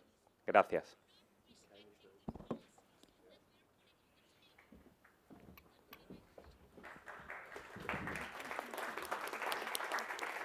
Thank you for your question. I should have listened in Spanish because I think I missed a bit of that in the translation, but thank you so much. So part of the project is a lot of the quantification exercise that you propose, but of course it would be like a massive exercise. I think that the point is a higher level point, is that we really need to move beyond the straitjacket of the economic growth narrative. And that is not to say that GDP is not important. I already mentioned before that it is a precondition to fund many of the things that we value for our well-being, but complex problems require complex and multifaceted solutions. And I think that we need to move to the next stage. And when we think about issues such as competitiveness or productivity, we need to be able to make it, to think about these concepts in a broader way and reframe them in a way that put the well-being of the people at the center and not as in isolation of it. So when we think about competitiveness, it should be considered a precondition, the achievements of social and environmental outcomes. So I guess that would be my answer. I understand your concerns, but I think that the well-being of people and the planet should be the ultimate outcome. And in many occasions, GDP is not the solution to achieve them. Thanks, Magali. I think over there we have a question. So can the mic go to the left of the room, please? And then indeed we have Patrick next.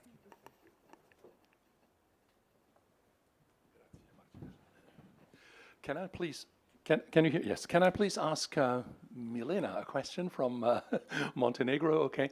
You were talking about the obvious link between, for example, doctors' incomes and the phenomenon of brain drain when they leave for the UK was mentioned, Germany, you know, to look for go into diaspora, as we said. Now, I've got pretty close links to your neighboring country, Kosovo, and they have 3 times as many inhabitants as you have, namely 1.8 million inhabitants. Your country has 600,000. And 2 years ago, we were invited there at the health ministry, and they announced they intended to double doctors' incomes, which would be something from 700 to 1,400 euros per month or something, you know. Now, my question is, do you happen to know whether this was really done, really realized, and do you happen to know whether this had the effects you and all of us would expect, namely hindering people from highly qualified people, qualified by your states, I mean, you know, by your universities, to leave the country and maybe return in 10 years or never, or something like that. Now, it is easy to say in a country like Kosovo or so, let's simply double doctors' incomes. The only problem is, where's the money to do so? And therefore, I come back to my Spanish colleague who says we need competitiveness, because without a competitive economy, there are no taxes coming in, you know. And I know that a country like Kosovo has very poor financial means, so to speak. This has to do with certain structures, which I do not have to name now. So you said in one little remark, you made a little remark during your speech saying something like, this is our problem. And I think raising and improving the competitiveness of Western Balkan states that are so dear to us and that we would love to have within our communion, but it's really partly your problem to make your states develop and become more efficient.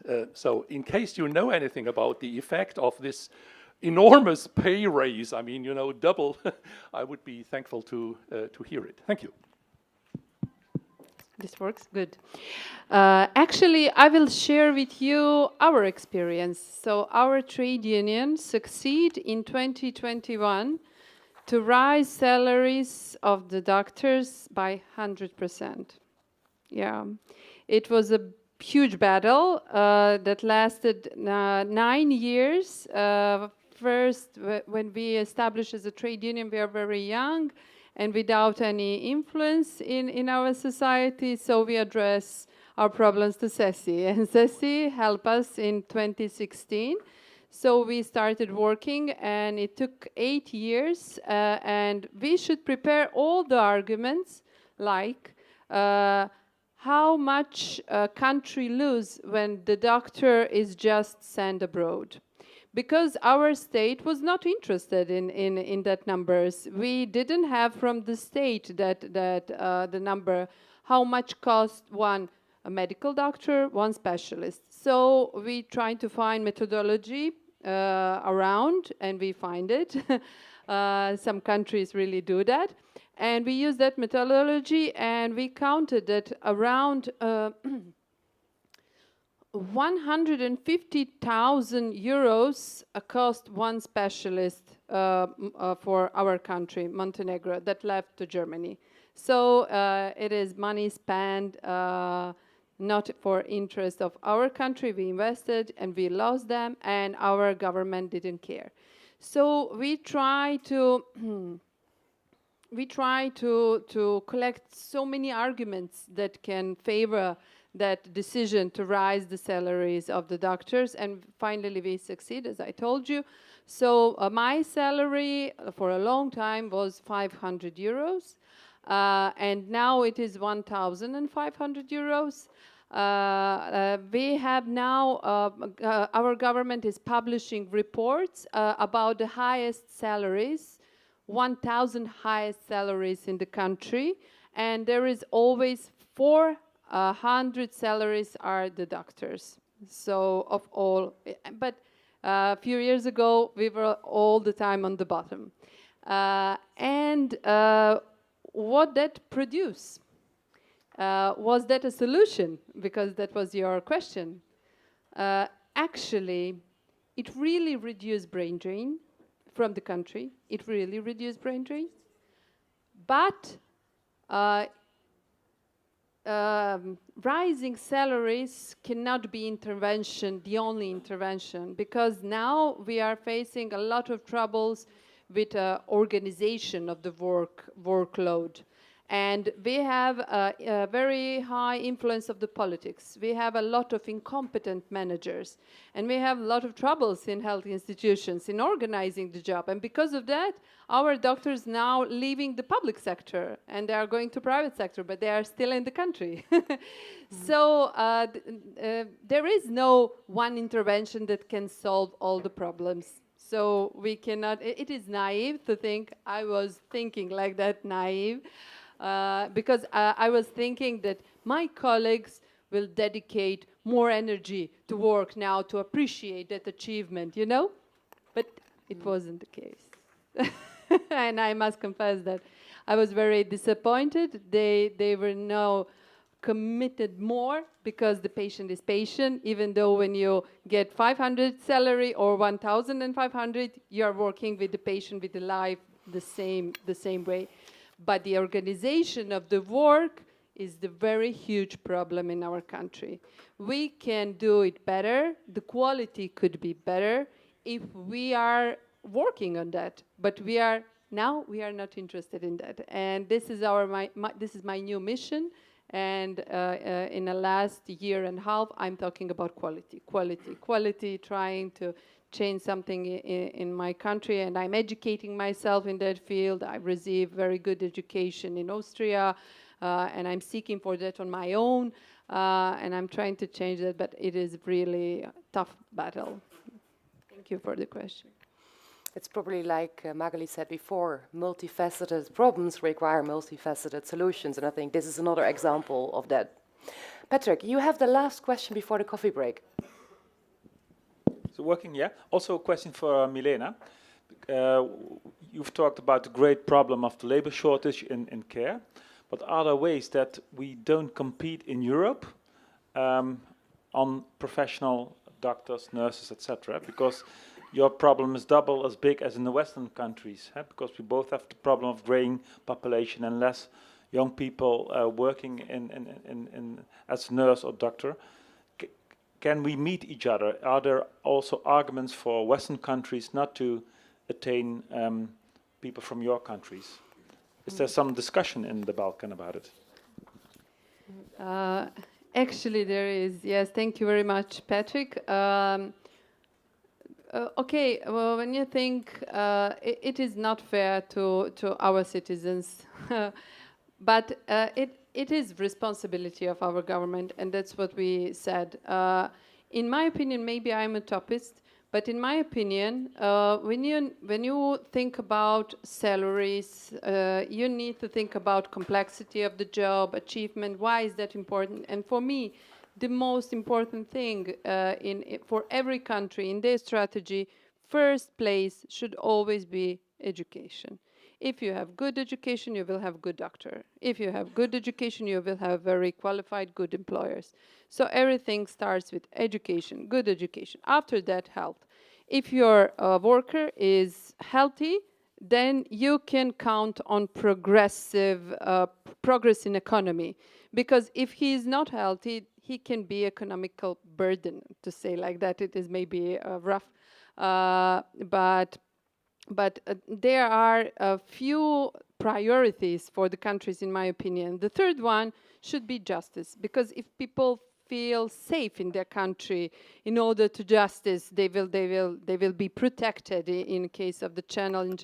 Those are things that provide us some kind of happiness, Gini index maybe, in equality. That is something that builds enthusiasm.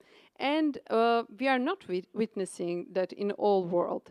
So it is not fair, but it is our burden. And it is a burden of our trade union, our government, because when we talk with our colleagues who left, they are all telling us, okay, it's bigger salary, but they miss their country. They often think they would like to go back but now the children adapt, it's a better education there. So there is a lot of factors. It's not always the salary. But in the start, you can hold the young people there if you provide them income that is a good start.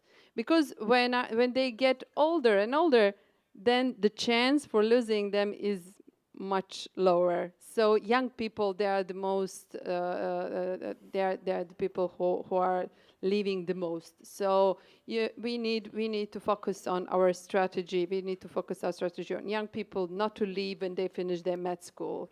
And yes, we can talk, but I also cannot ignore the fact that maybe my colleague will be more happy in Netherlands. So I'm staying because I love my country. I'm in a huge love with its nature, and I would like all you to visit Montenegro. Look what's there.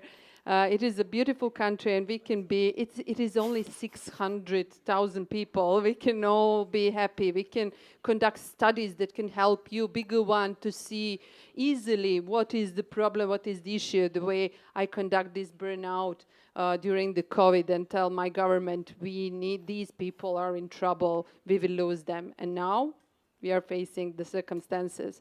So some of us are staying because of that, but I cannot blame the people who are leaving because they're thinking of their family or about education of their children, and they cannot participate in this battle, obviously. Thank you. Thanks so much, Milena. That brings us already at the end of this panel. I believe we could have gone with much more questions, but we're at the end, and I think it's also time for you to have a coffee break. So I would like to thank our speakers because you had incredible value insights, Lucia, Magali, Philip, and Milena, many thanks. So I would like to ask you for applause and to join me in applause for our speakers.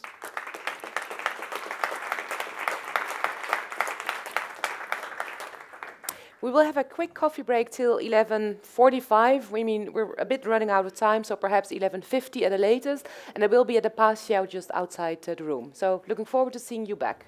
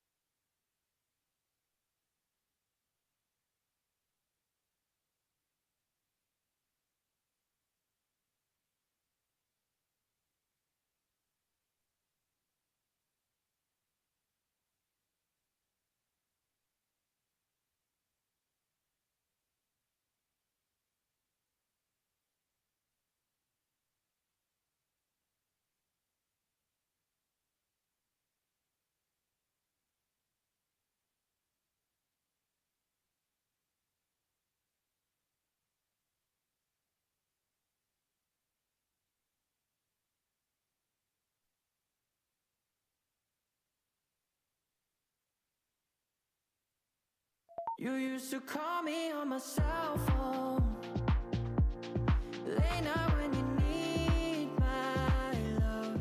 Call me on my cell phone, late night when you need my love. And I know when that hurt me, that can only mean one thing. And I know when that hurt me, that could only mean one thing. Ever since I left the city, you got a reputation for yourself now. Everybody knows and I feel left out. Girl, you got me down, you got me stressed out. 'Cause ever since I left the city, you started wearing less and going out more. Glasses of champagne out on the dance floor, hanging with some girls I've never seen before. You used to call me on my cell phone, late night when you need my love. Call me on my cell phone, late night when you need my love. And I know when that hurt me, that can only mean one thing. And I know when that hurt me, that could only mean one thing. Ever since I left the city, you and me, we just don't get along. You make me feel like I did you wrong, going places where you don't.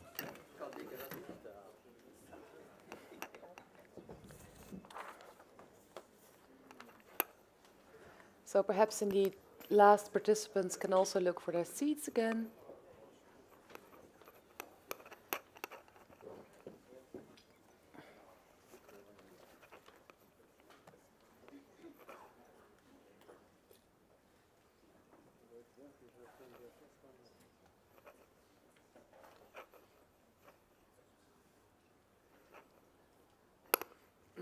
Welcome back for the second panel about the needs of public services and personnel to respond to multiple crises. Whereas in the first session we have mainly focused on the EU level from an EU perspective, and also having had a look at the EU instruments such as the multi-financial framework, in this panel we will look more at the national perspectives in all of this. And I believe that's very important because you have heard the European Commission that, yes, the European framework is very important, but fiscal space is also, after all, very much a national of member states' competences. So it's very important, of course, how trade unions at national level are in touch with their governance to see indeed how these multiple crises can be addressed.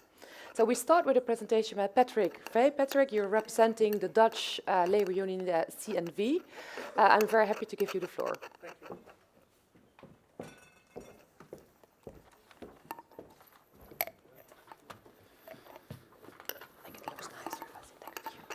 Dear colleagues, thanks of having the opportunity to talk with you about our experiences in the Netherlands about how to deal with the multiple crises.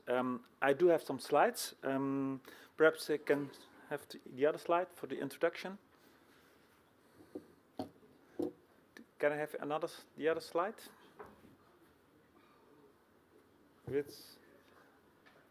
Oh, that's here. That's here. Okay. Okay. How is it working? Yeah, thank you. Thank you, thank you, thank you. I want to talk about the understaffing and work overload, the importance of training and skills, cross-border collaboration, and also the good practices in protecting working rights. But before that, I would like to say that the subject we're talking about today is very, very important. Improving our capacity to cope with crises, multiple crises, is perhaps even more important than ever, because I think we're living in a just-in-time economy with a very great dependence on systems, on complex, large systems for our daily food, our energy and housewarming, our money and our information. And once the electricity goes out, people are in very big problems within 2 days. We're extremely vulnerable in times of crisis, more than our parents or grandparents were in their days. And yesterday, the former Dutch Prime Minister, Mark Rutte, who's now Secretary General of NATO, made a very remarkable, had a very remarkable thing he said to us. He told us, as Secretary General of NATO, to be mentally prepared for war. It's very special that the NATO Secretary General says that we should be mentally prepared for war, and he said, we are not, and that's a problem. So besides the climate crisis, or pandemic crisis in health, we should also be prepared for the eventually of even bigger war. We have a war in Europe, but spreading to other countries. And the address the NATO Secretary General made was not only for the different countries to spend more money on defense, but I think also on our personally, to be also look what you can do yourself. So it's not only a matter of what our union can do or what our government can do, but also what can I do myself. But let's go to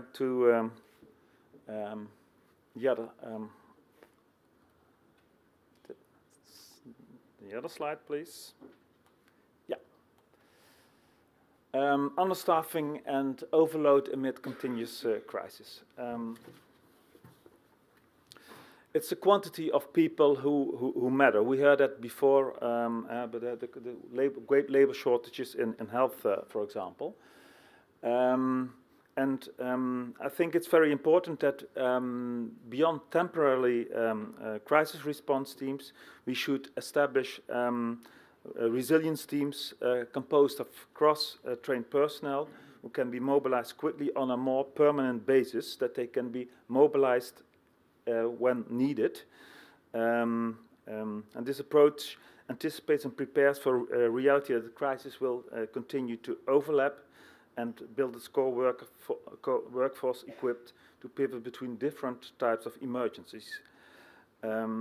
It's also important that to use the digital tools we have to beforehand use predictive analysis to access staffing needs. We know the patterns and trends in crises, and we should be prepared.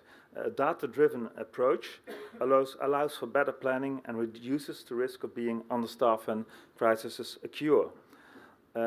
Especially also a EU-wide framework could help us to coordinate these efforts across member states. What also is very important that in order to have enough people to act in times of crisis, that we should care about them beforehand. So it's not only about wage, which is of course is very important, but it's also very important to retain skilled workers. Think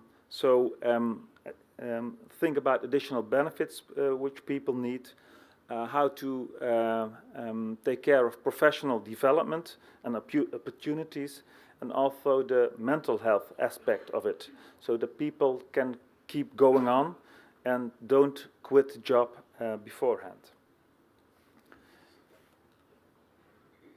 Training and skills. In the Netherlands, we've implemented crisis adaptive training programs designed to build skills that are transferable across different types of crisis.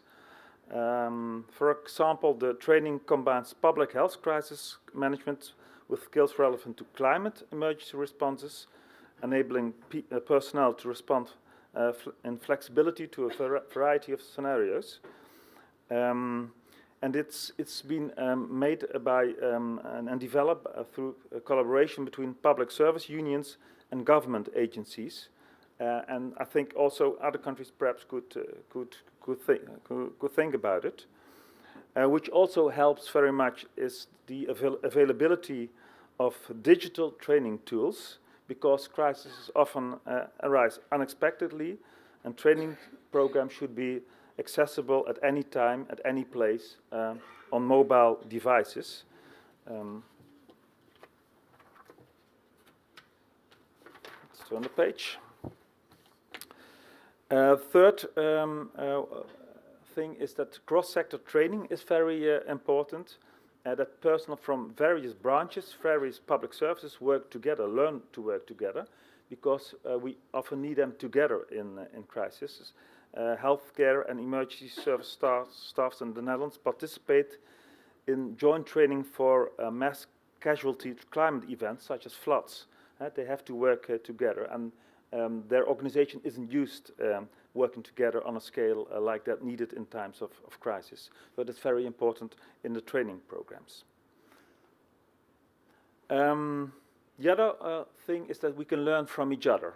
Cross-border cooperation is very important because the crisis often can occur in different countries across borders.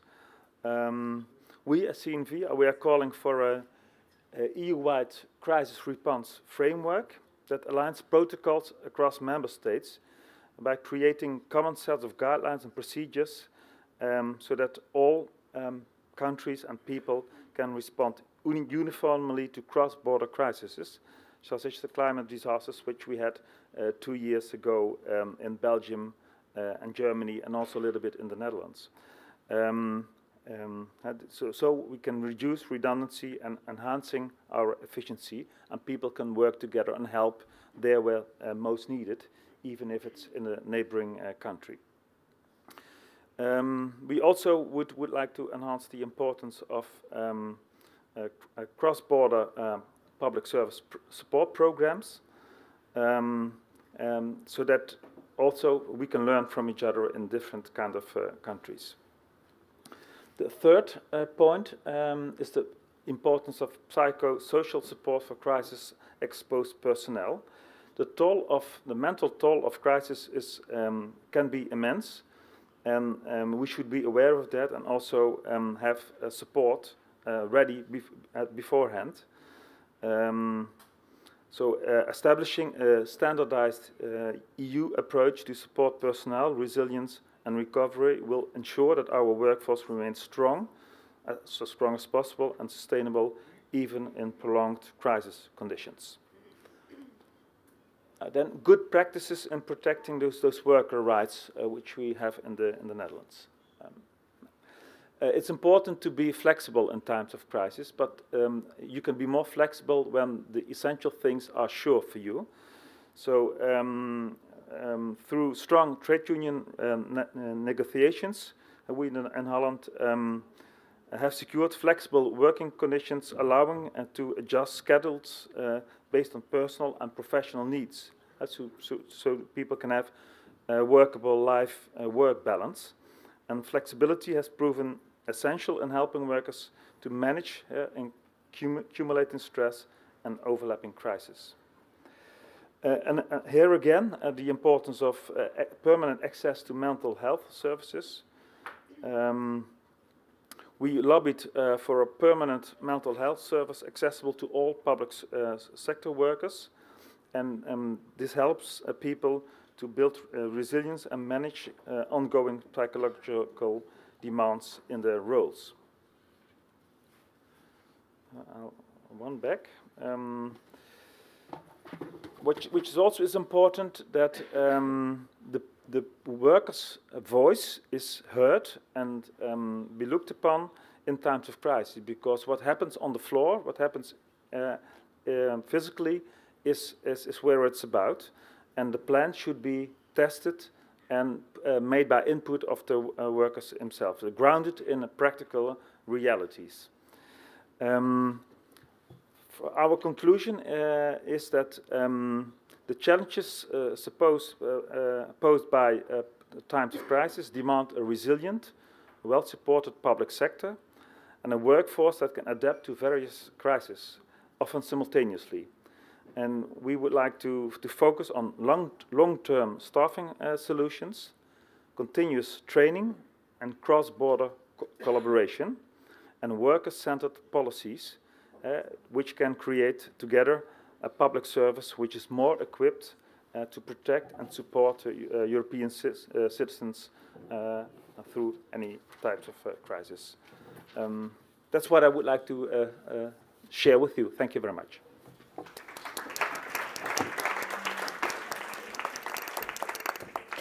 Thank you very much, Patrick, for these really interesting remarks. I think for the sake of discussion later on, I would be interested to hear more about what you said about the need for a data-driven approach, because there's a lot to say, I think, about the role of technology in all of this. So perhaps that's something that we park for the discussion later on. But first, we're going to Volker Geier. You're presenting the German the trade unions, and you're the Deputy Federal Chairman and Head of the Collective Bargaining Policy at DBB. So you're going indeed to present the role of the German public sector and its perspective there. Thank you.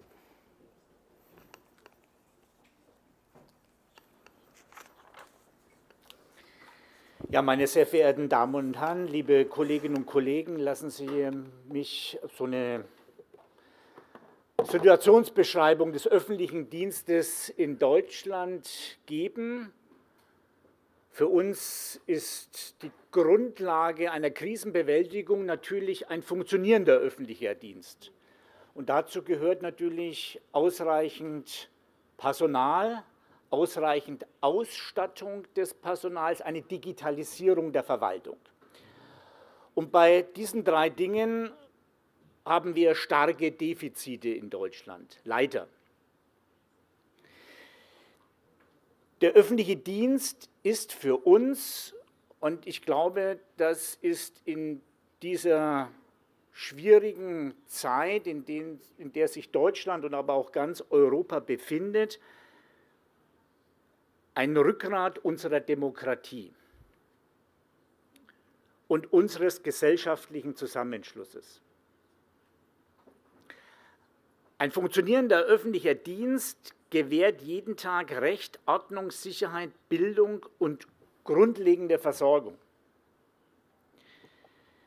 Wir haben aber in Deutschland enorme Herausforderungen. Wir haben Überlastung, wir haben einen Fachkräftemangel, wir haben wachsende Gewalt gegen Beschäftigte des öffentlichen Dienstes und das schwindendes Vertrauen der Bevölkerung in die Handlungsfähigkeit unseres Staates.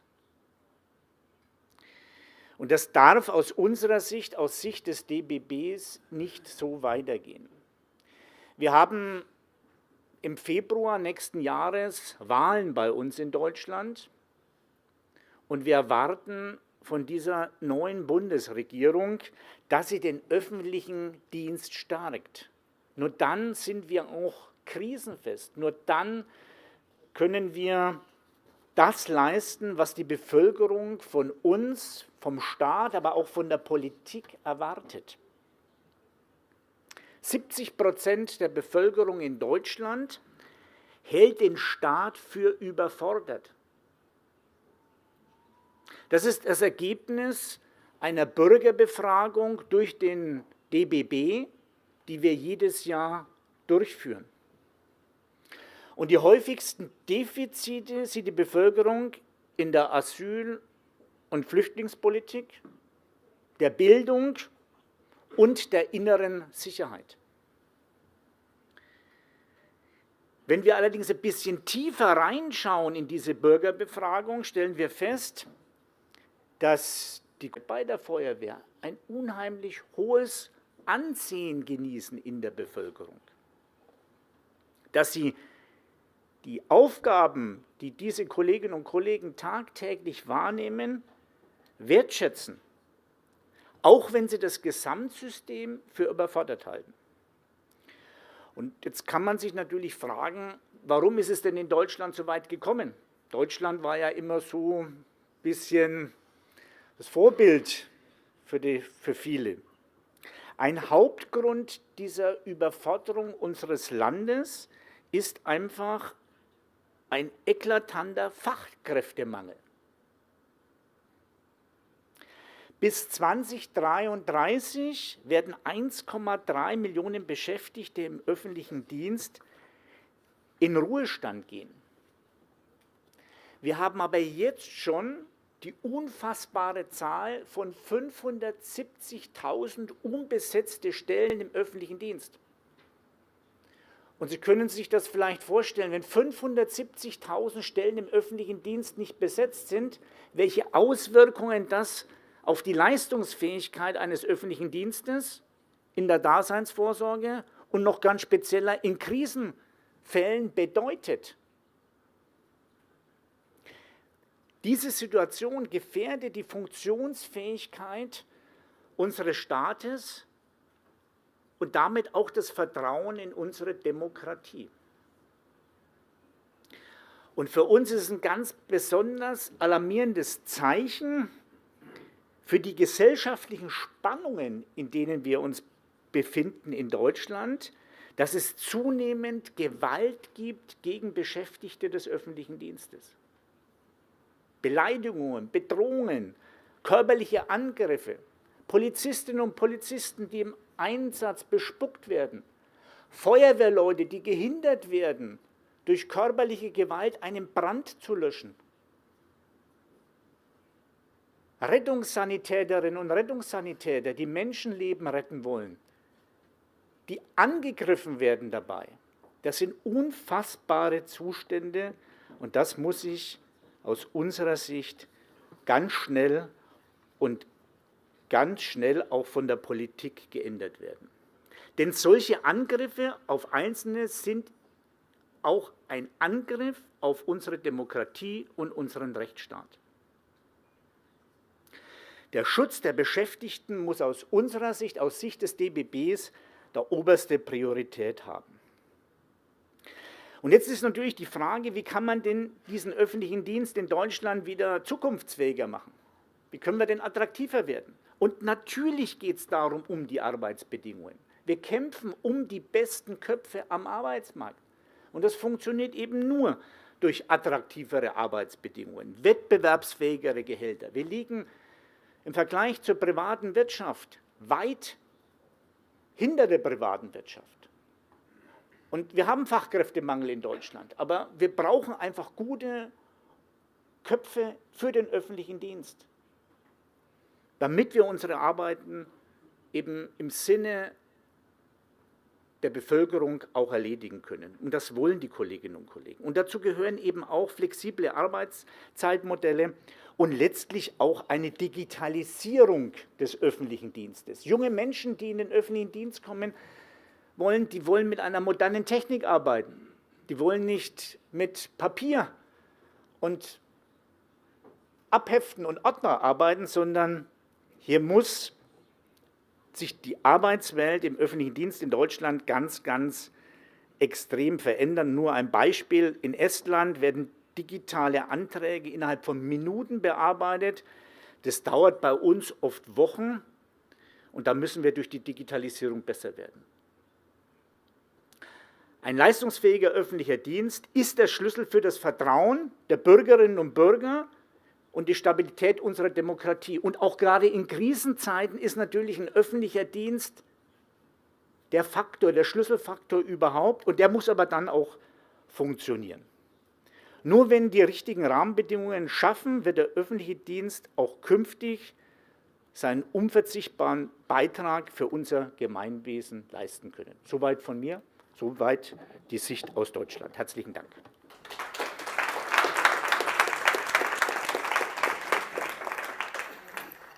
Thank you very much, Volker, for these important remarks. I think especially what you said about the link between people's faith in democracies and societal resilience, and the fact that indeed if there's underinvestment in social welfare systems, that impacts people's voting behavior, I think was a very important remark that probably we're going to get back to. Now I'd like to give the floor to Dagmara Ivančić. Ivančić. I'm trying to pronounce that properly, and sorry for that, but it's important to have you because you will, from a Polish perspective, zoom in on the Polish education sector. You are a member of the Presidium of the National Board of the Polish Trade Union, so the floor is yours and we're looking to hear your perspective on these matters.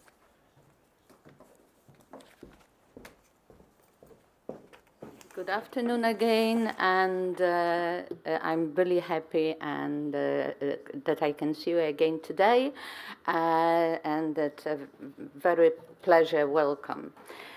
Well, I'll talk about Polish education in terms of the needs of education in general also.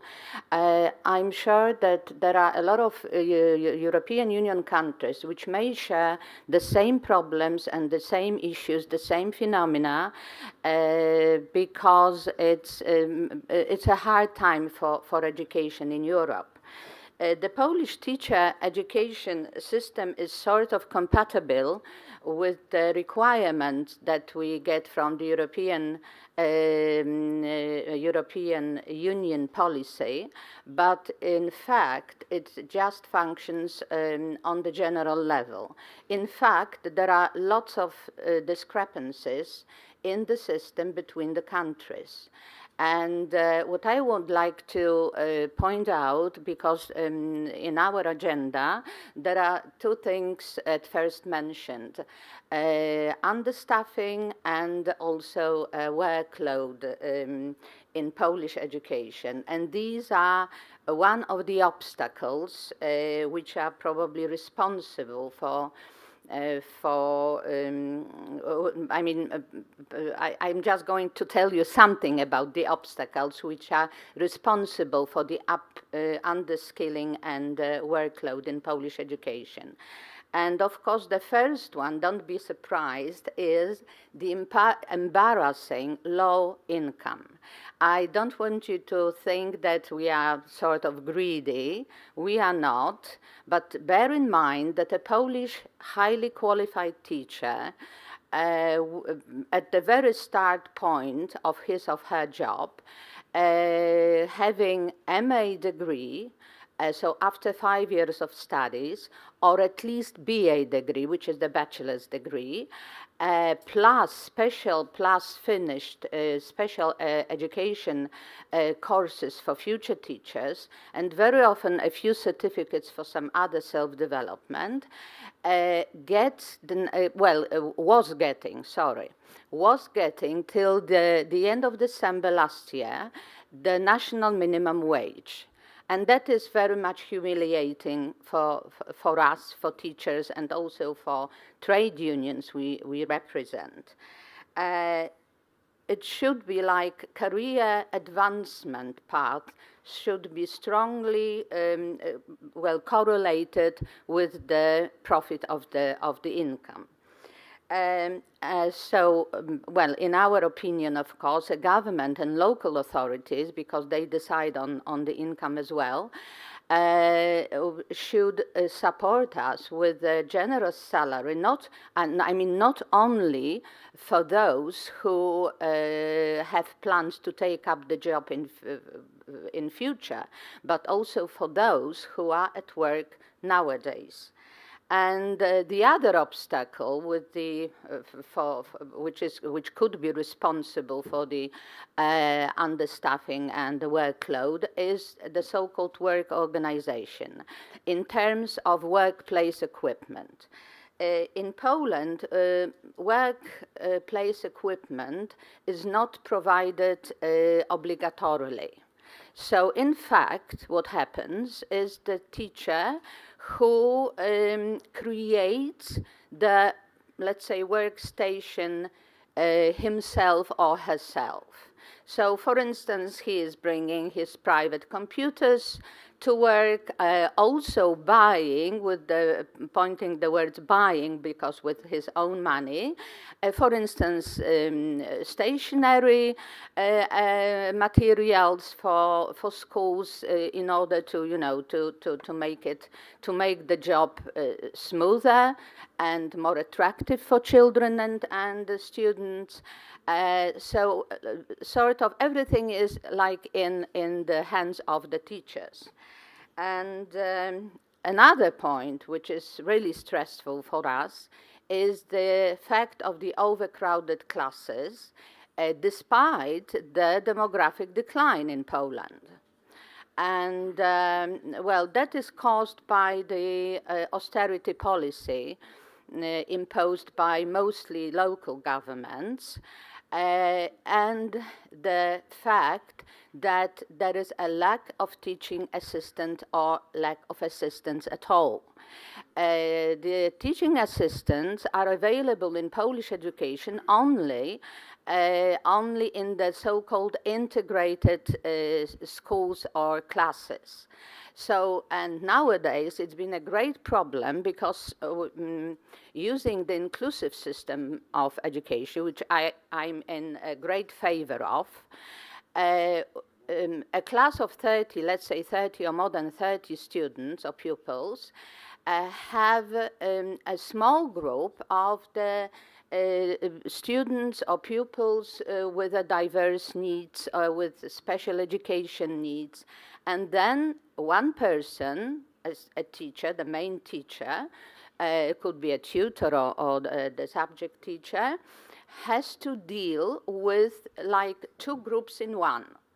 And that makes, that makes him worried, that makes the teaching less effective, with poorer quality, and nobody, in fact, is satisfied because he is not well prepared for such a teaching, right? So it's not like, for instance, what comes into my mind, it's the British type of schooling, of education, where there is at least one teaching assistant in every class, sometimes two, and also, in spite of teaching assistant, there is somebody who helps to deal with problematic students or with other problems in spite of teaching, who is called something like, as far as I remember, education welfare officer. And the duties of the education, let's say, welfare officers in Poland are done by a teacher or a tutor himself or herself, right? So with no help. So in fact, if we just, I have to look at my notes a bit. So in fact, in Poland, it's like if we want to name the duties a teacher has got, it's like teaching, which is obvious, then also dealing with ensuring safety everywhere at school, also during breaks. A teacher has no break at all. Realizing other statutory duties as well, and also self-development. But then finally, there is something even more, more dangerous. I mean, supporting students and pupils emotionally and psychologically, because he or she can't count on specialists, because there are no specialists at all in our Polish schools, or there are too few specialists. Sometimes there is one specialist in a school of 1,000 pupils. And well, if we take some sort of statistics, then we may say that there is something like 400 and the number of vacancies for specialists is 415 municipalities. So it means not only schools, right, but municipalities. So it could be hundreds of schools with no specialist at all. And the teacher who is, doing also this job, I mean, supporting the student psychologically and emotionally. In fact, he or she does not feel efficient enough in terms of that psychological support, right? And and that such a load of responsibilities leads a teacher to some other thing which is negative, to become overworked, and finally experience the psychological burnout. So that's why a lot of teachers And a lot of teachers require also psychological help, and moreover after COVID, that you can imagine. Moreover, in addition to these all, a lot of teachers, probably it's the same in a lot of countries in Europe, they are getting older and older, and even speak of themselves that they are becoming well, sort of emotionally and physically unstable. So that's why a lot of them decide to retire. And the number of vacancies for teachers, we have not enough teachers. The number of vacancies, it's a recent number, it's something like 25,500. So quite a lot for the time being. So if you see the point, it seems that in such a system, which is less and less effective, nobody in fact is satisfied. I mean, none of the actors of the system is satisfied. Everyone can see the systemic deficiencies. Nobody can take advantage of the system, but nothing is being done about it. And dissatisfaction of these all negative elements leads to, I've already mentioned the fact, the poorer quality of education in public schools. And that is which has worried us at most, because, as you know, every citizen has the right to have a good, public, safe, and equal education. A lot of well-off families nowadays, they are trying to seek some help for, this poorer quality of education in private schooling, right? So that's why, and the fact that we've got the right to public schooling and equal and good and effective and blah blah blah, that is being undermined, well, by these negative approaches, right? Something about our involvement as trade unions, because of course the collaboration with governments, the local authorities, right, is very important. And in order to have a better education, again, to gain the better quality of our education, Polish education has always been on a good level, and now we are sort of declining with it.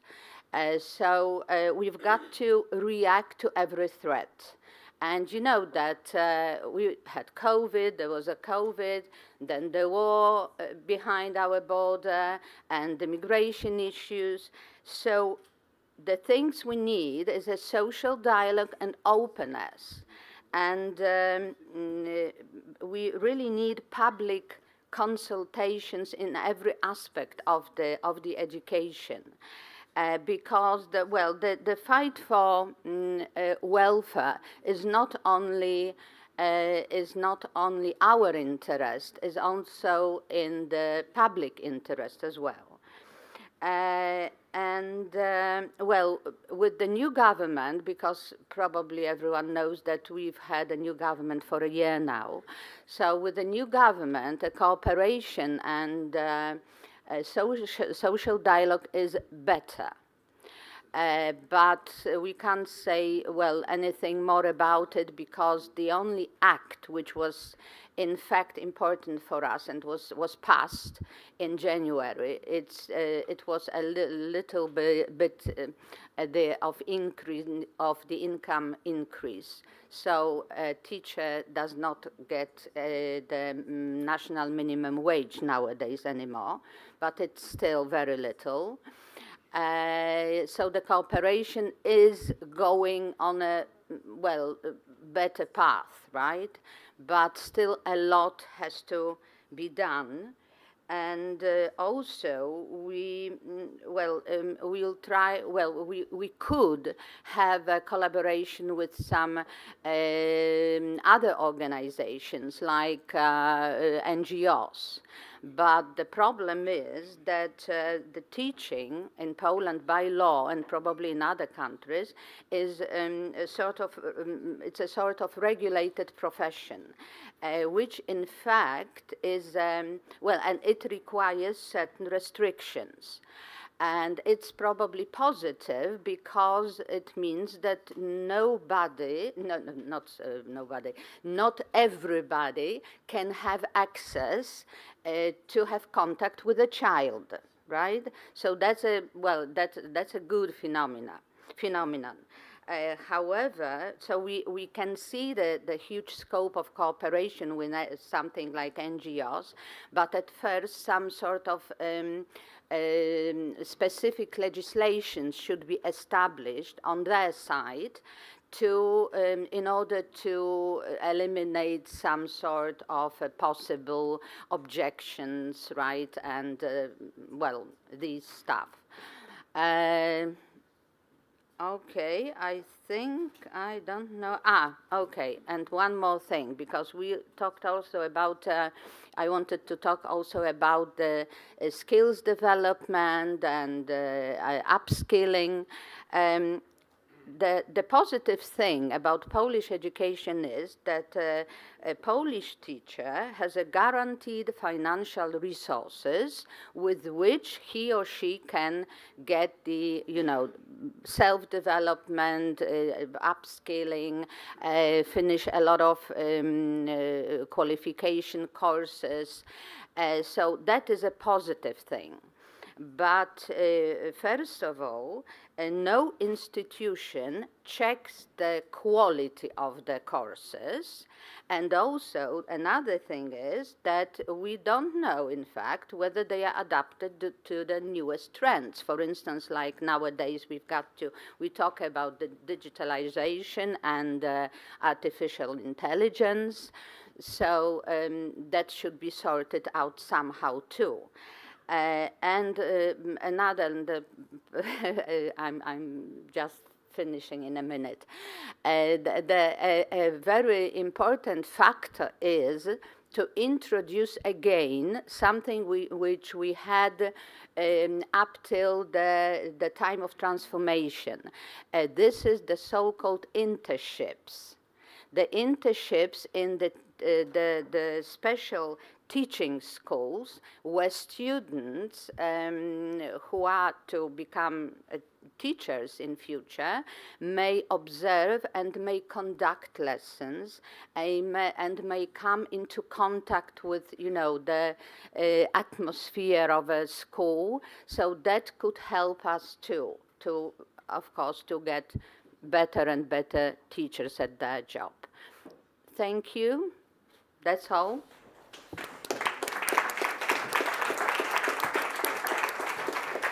Many thanks. I thought that it would be the logo of my trade union in Polish, but which isn't. Okay, but that's fine. You know what trade union I'm representing, but I also represent now CESI. Thank you. Thanks a lot, Dagmar, for pointing to these systematic and systemic deficiencies, as you call them. I see a lot of links and parallels between the health sector and Milena's story in the first panel and the point that you made now about the lack of resources, issues to do with mental health and burnout, underinvestment. So clearly I think there's a lot to talk about. So many thanks for that. We're going to the last speaker in this panel, and Gavier, there is a risk that I'm going to mispronounce your last name as well, so bear with me. Jave Jordan Dures Sagarna. You are also, so it's great really to have many CESI board members represented actually at this panel. You're the vice president of CESI. Patrick, I should have mentioned you're also the vice president of CESI, so it's really good. Well, indeed, yesterday was a very productive day. This wasn't on my list, so we have three vice presidents in this. So indeed, since yesterday, you all are now in your new jobs. But Gavier, you're also representing the Spanish Trade Association. Indeed, you're going to elaborate on the role of the Spanish public sector employees in dealing with the current challenges that we're facing. So the floor is yours. English or Spanish? Spanish. Okay. But thanks, because that wasn't on my list that you're Bueno, also the vice president. en primer lugar, bueno, muchísimas gracias por darme la palabra. Gracias a CESI por organizar este seminario, esta serie de reuniones que hemos tenido a lo largo de 2 años y tuvimos el honor de hospedar una de ellas en Madrid hace casi un año. Quisiera también dar las gracias a mis compañeras que están sentadas ahí, porque uno a veces da la cara, pero si no tiene gente detrás que le apoya y que le ayuda y que sobre todo que le apoya, y que colabora con uno, pues sería muy difícil estar aquí, o sea que muchísimas gracias a las 4. Como soy el último, ser el último tiene una ventaja, y es que como han hablado antes todos, y estoy de acuerdo con todo lo que habéis dicho, pues prácticamente tengo poco que añadir, entonces voy a permitirme abordar temas puntuales o cuestiones que me parecen interesantes y que igual nos han destacado en vuestras intervenciones anteriores. Decía Hans Kelsen, quienes hemos estudiado Derecho o los compañeros de Austria saben perfectamente a quién me refiero, que la justicia necesita leyes y jueces, y luego se corrige y dice, bueno, las leyes tampoco son tan importantes, basta con que existan jueces. Me voy a permitir parafrasear y decir que un Estado no puede existir si no hay leyes, pero sobre todo si no hay funcionarios, si no hay trabajadores públicos.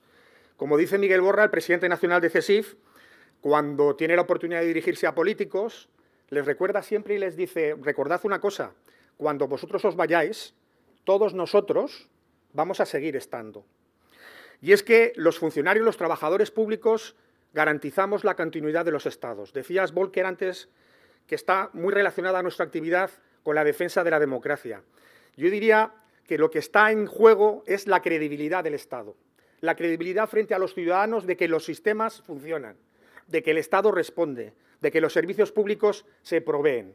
Y es muy importante que todo esto que me imagino que estaréis diciendo, bueno, vaya obviedad, lo tenemos claro todos, pero en un mundo en el que vivimos ahora donde el relato es lo fundamental, existe un relato muy peligroso que es el que dice que los empleados públicos somos unos parásitos, que somos unos privilegiados, me acuerdo de Muface, y ese relato hay que combatirlo.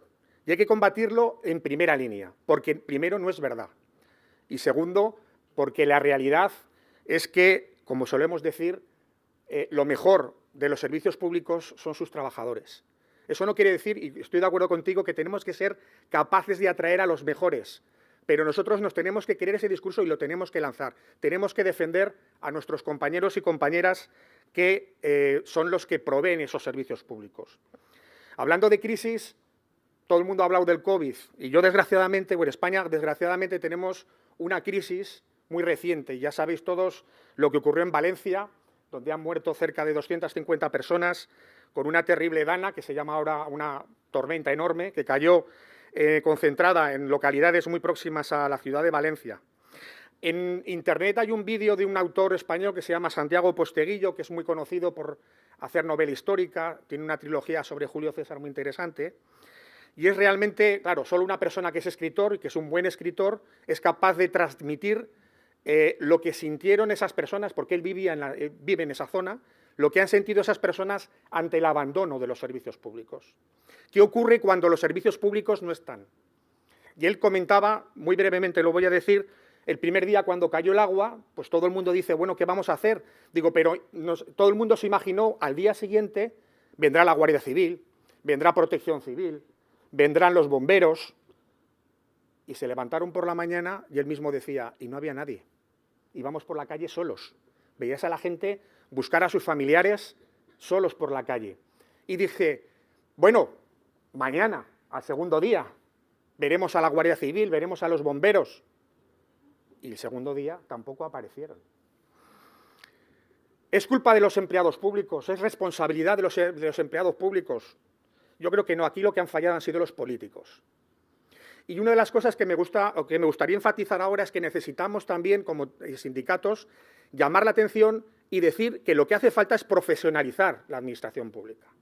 No puede ser, como ocurre en España, que el nivel de director general lo ocupe un político. El nivel de director general lo tiene que ocupar un funcionario de carrera. Entre otras cosas porque hay una cuestión también fundamental que tenemos que tratar de concienciar a la administración, a nuestros empleadores, y es que es necesario tener empleados públicos motivados. Y a los empleados públicos, claro que les motiva la retribución, claro que les motiva un mejor sueldo, pero les motiva el tener una carrera profesional. No solamente tenemos que defender derechos, sino tenemos que exigir oportunidades. En un momento en el que se habla de la transformación digital, de la transición verde, hay que defender derechos, por supuesto que hay que defender derechos, pero a los trabajadores públicos se les tiene que hablar, y a los privados también, perdona, que te veo allí, y a los privados también, en las empresas, les tiene que hablar de oportunidades. Esto va a cambiar, la digitalización va a cambiar la forma en la que trabajas, pero a cambio vas a tener mayores oportunidades de formación, mayor oportunidad de carrera profesional. Oye, ¿por qué no? Mejoras en la conciliación de la vida laboral y familiar.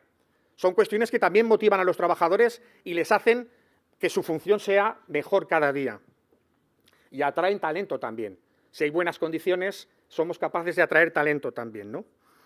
Y digo que los políticos fallan porque, volviendo al COVID, yo me acuerdo que hubo cantidad de anuncios, ayudas que se iban a dar a autónomos, que se quedaron sin poder trabajar, a personas que perdieron sus empleos, pero esas personas iban al servicio del SEPE, llegaban ahí delante del funcionario, bueno, había cita previa por aquello del COVID, y el funcionario no le podía dar la ayuda porque en la pantalla, en el programita, no le aparecía la casilla o el botón para darle la ayuda. Es decir, se hace el anuncio político, pero no se dan los medios materiales para que los empleados públicos puedan trabajar. ¿Y a quién le echaba la culpa al ciudadano?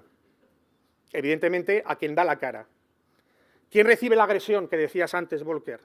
El compañero o la compañera que le dice, mire, no puedo darle la ayuda, pues el presidente del gobierno lo ha dicho, o el consejero de la autonomía lo ha dicho. Digo, pero no le puedo dar la ayuda porque a mí no me aparece el botón para poder iniciar el expediente. Pues lo que tiene la burocracia. Hay un libro de Harari que habla sobre la burocracia que es muy interesante, se llama Nexus, y lo recomiendo también, que habla sobre el papel de la burocracia, ¿no? Y es necesario también hacer ese llamamiento a los políticos, decirle, no, que es muy bonito que usted salga allí a la televisión y diga, qué bueno soy, que os voy a dar dinero. No, perdón. Nos va a dar dinero si antes ha puesto el programa informático necesario, ha puesto los medios, ha formado a los trabajadores para que puedan asesorar a los ciudadanos sobre cómo utilizar esos medios. Solamente si hace usted eso, se puede lograr que el servicio público mejore. Cuando hablamos de transición digital y de transformación digital, vuelvo al COVID también. Qué bien nos vino el teletrabajo a todos, ¿verdad? Durante el COVID. Por lo menos en el sector público. Descubrimos que se podía trabajar desde casa. Yo tengo hermanos que trabajan en el sector privado y llevan teletrabajando un montón de años. Pero en el sector público eso no se conocía. Pues bien, imagino que, no sé si pasará en el resto de países, pero en España está ocurriendo que ahora las administraciones, cuando les hablas de teletrabajo, dicen, ¿eso qué es? Al político de turno, al director general, al empleador, dice, ¿y eso qué es? Porque ahora no les conviene, ahora nos quieren tener a todos sentados. No estamos diciendo en Europa que el teletrabajo es bueno, que hay que regularlo, un teletrabajo con garantías. Ellos mismos lo han dicho durante el COVID. Hombre, no puede ser que cuando hay una crisis es buena una cosa, pero luego ya no es buena esa cosa. Esa cosa será buena, permite conciliar, permite hacer un montón de cosas. Y ahora resulta que no, porque no me interesa. Hombre, hay que tener un poquito, o la carrera profesional, la promoción profesional. Es un tema que me afecta porque conseguimos en el 2018 ponerlo en la Ley Orgánica del Poder Judicial. Sabéis que me dedico al tema de justicia, principalmente en el sindicato, y hasta este año no hemos logrado que negocien el Real Decreto Básico de Carrera Profesional para el primer semestre del año que viene, Veremos cuándo tenemos la carrera profesional, porque está muy bonito decir, sí, yo os voy a dar carrera profesional, vamos a evaluar el desempeño, vamos a evaluar a los trabajadores públicos, vamos a hacer unos planes de formación que me sirvan para ir adaptando los perfiles del trabajador público a las nuevas necesidades, me voy del micrófono, a las nuevas necesidades de esa nueva administración más digital, más verde, Y resulta que cuando vas a descender a la arena, que es decir, bueno, vamos a hablar de plazos, de grados, de dinero, de tal, parece que les entra la flojera de piernas y se acaba lo bonancible de estas cuestiones, ¿no? Hay otro tema que se habla mucho también en Europa, que es el tema de la sostenibilidad. Bueno, en Europa, en todos los países, la sostenibilidad. La sostenibilidad, nosotros hemos acuñado ese término y nos lo hemos apropiado en las negociaciones en justicia para una cuestión fundamental. Y es, hay que poner en valor al empleado público. ¿Cómo? Aprovechando el capital humano que tienes. Es decir, si ahora la justicia digital necesita un perfil distinto de funcionario y tengo titulados, estamos sobrecualificados en la administración pública en España en muchos casos, y tengo gente que tiene una serie de habilidades distintas, voy a aprovecharlas, voy a ir a pescar trabajadores o a pescar especialistas donde yo ya los tengo reclutados, que son ya trabajadores públicos. No, aquí la solución es privatizar, externalizar. Es lo cómodo también, claro. Se lo doy a otros y aquí no hacemos nada. ¿Y eso qué pasa? Que el trabajador que lo ve dice, o sea, que en vez de yo tengo una formación superior, estoy en este puesto de trabajo, yo podría hacer esto de otra manera si tuviera los medios y demás, pero no, se lo dan a una persona externa, se privatiza, y ¿qué es lo que opinaría ese trabajador público? Desmotivado, estaría desmotivado. Es decir, pues si no cuentan conmigo, pues yo me dedico de 9 a 2 o de 8 a 3 y media, se me cae el boli o se me apaga el ordenador y me voy a mi casa, ¿no? Y eso está pasando en la Administración de Justicia, que vamos a esa cuestión de la privatización. Se hablaba antes también de la falta de medios personales. Es tristísimo ir por el Ministerio de Justicia en estos momentos en España y ver despacho vacío, despacho vacío, despacho vacío. Amba, aquí hay dos personas, Mariano y su mujer, que se dedican a hacer los concursos de traslado. Se jubilan en abril del año que viene. No va a haber nadie en el Ministerio que sepa cómo se gestiona un concurso de traslados en la Administración de Justicia y dirás, ¿y este por qué se va ahora por el concurso de traslados? La segunda cosa más valorada entre mis compañeros de justicia es poder moverse, poder acercarse a su casa. Una vez que ha sacado la oposición, se ha ido a Canarias, es de Albacete, Albacete está dentro de la península, poder irse a Albacete. Este año, por primera vez, va a haber una restricción del prácticamente el 85% de las plazas, porque les ha pillado el toro al Ministerio, y no tienen gente para poder gestionar en 4 meses un concurso de traslados de unas 10.000, 12.000 personas que pueden pedirlo, en 4 meses. ¿Por qué? Porque está Mariano y su mujer. Y en abril del año que viene, para el concurso del año que viene, no estará ni Mariano ni su mujer, entonces no sabemos qué va a pasar con el concurso. Es muy grave ese problema. Y ahí he tocado dos cuestiones que se han tocado antes. La falta de personal y el envejecimiento de la administración en la administración pública, problema que también compartimos muy seriamente en nuestro país. Y voy a terminar ya. Se ha hablado de formación y lo he tocado con lo de la carrera profesional, me parece clave. El otro día hablaba con el director general de Transformación Digital del Ministerio de Justicia y me hablaba de la robotización de procedimientos. Hay procedimientos que uno pone la demanda y prácticamente la máquina saca, no te digo la resolución del juez, pero ya ha tramitado todo el procedimiento. Yo le decía, bueno, entonces el funcionario, ¿para qué lo vamos a querer?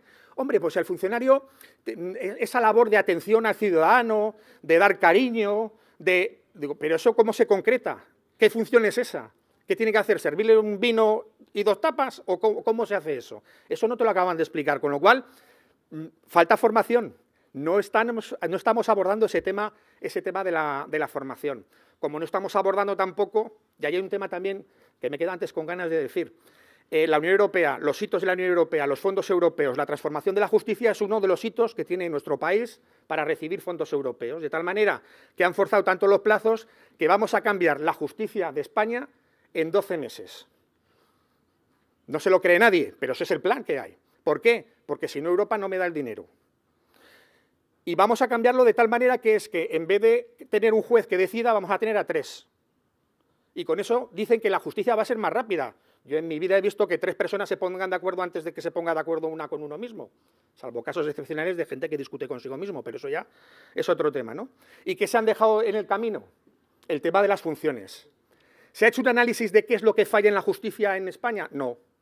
La propia exposición de motivos dice una cosa muy interesante. Dice, hemos analizado el modelo anterior y no funciona, entonces hay que cambiarlo.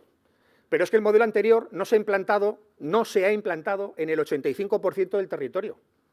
Solamente hay un 15% del territorio donde se ha implantado el nuevo modelo. ¿De qué estamos hablando? Y ya termino. Otto von Bismarck, que fue canciller alemán a principios de siglo, decía que los españoles, o se le atribuye a él, no sé si será verdad, decía que España era el país más fuerte del mundo, porque los españoles llevábamos 200 años intentando destruirnos y aún no lo habíamos conseguido. Lamentablemente, yo creo que seguimos en esa batalla y hay un grave problema, bajo mi punto de vista y con respeto a todo tipo de ideologías, y es que si no hay estabilidad política, es muy difícil que haya unos servicios públicos ordenados, que haya unos servicios públicos potentes. Cuando tu decisión depende de minorías, y ojo, respetando absolutamente todo, depende de minorías, las prioridades empiezan a ser otras, no empiezan a ser los problemas reales de un país. Y eso está sucediendo en mi país, esto está sucediendo en España, y es muy grave, porque afecta, y con esto termino de verdad, a la credibilidad. Cuando hablamos de populismo, está bien quejarse del populismo, de los mensajes populistas, pero hay que analizar por qué el populismo tiene ese caldo de cultivo. Y uno de esos caldos de cultivo del populismo es que los servicios públicos están empeorando día a día. Así que muchísimas gracias, es un honor estar con vosotros y espero poder veros en los próximos 5 años muchas más veces. Así que muchísimas gracias.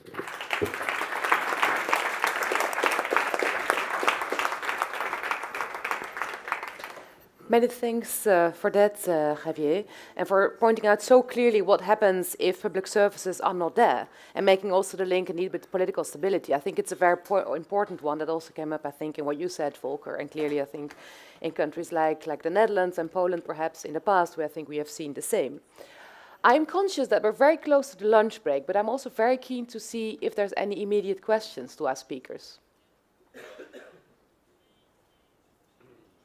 Because if not, I think there is a lot indeed to talk about during lunch. I don't know if that's what you suggested as well, but I would like to have, because I think there was much that we should pick up on, perhaps one question to each of you, and perhaps indeed to answer briefly, because I think during lunch and perhaps afterwards we can talk more. But it struck me that in, I think, all your presentations, there was indeed a focus on, I think you called it, Patrick, a data-driven approach. Javier, you spoke about digital transformation.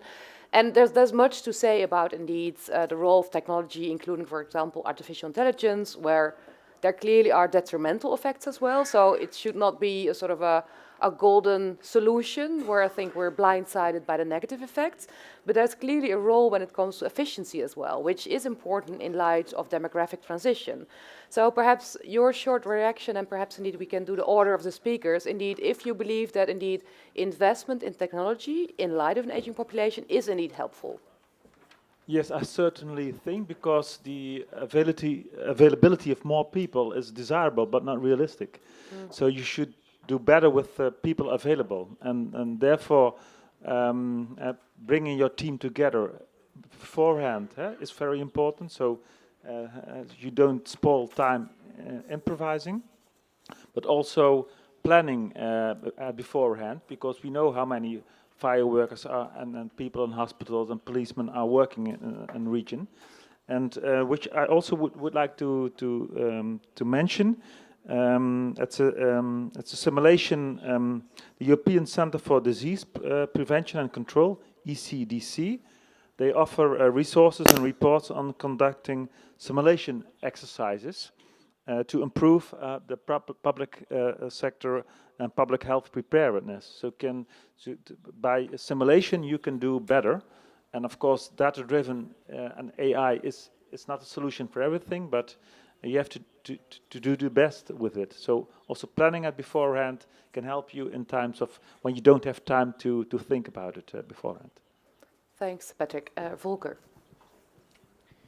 Ja, ich habe in meinem Statement soeben gesagt, dass wir in Deutschland in den nächsten Jahren, also bis 2033, 1,3 Millionen Menschen im öffentlichen Dienst verlieren werden, weil sie in den Ruhestand gehen. Wir haben jetzt schon 570.000 unbesetzte Arbeitsplätze, und natürlich brauchen wir künstliche Intelligenz, natürlich brauchen wir Digitalisierung, um überhaupt noch die Arbeit zu schaffen, vor allem für diese Verwaltungsprozesse, die man gut digitalisieren kann. Und für uns ist es einfach wichtig, dass wir für die Dienstleistungen, die am Menschen, am Bürger gemacht werden, dass da auch Menschen da sind und keine Maschinen. Ich glaube, das ist ganz entscheidend. Und was für uns auch wichtig ist, dass wir gerade in diesem Umbruch dieser Arbeitswelt, den wir in den nächsten 10, 15 Jahren ganz stark erleben werden, dass es dort auch ein Recht auf Qualifizierung gibt für die Beschäftigten des öffentlichen Dienstes. Ich glaube, das ist ganz entscheidend, weil ein Recht auf Qualifizierung sichert zum einen mal den Arbeitsplatzerhalt. Ein Recht auf Qualifizierung sichert auch, dass nicht nur der Vorgesetzte sagt, der eine kann qualifiziert werden und der andere nicht. Also Chancengerechtigkeit, Chancengleichheit und natürlich auch die Wertigkeit oder die Fortentwicklung in meinem Beruf. Also ich glaube, das ist untrennbar. Künstliche Intelligenz, weitere Digitalisierung mit einem Recht auf Qualifizierung. Thank you. Dagmar.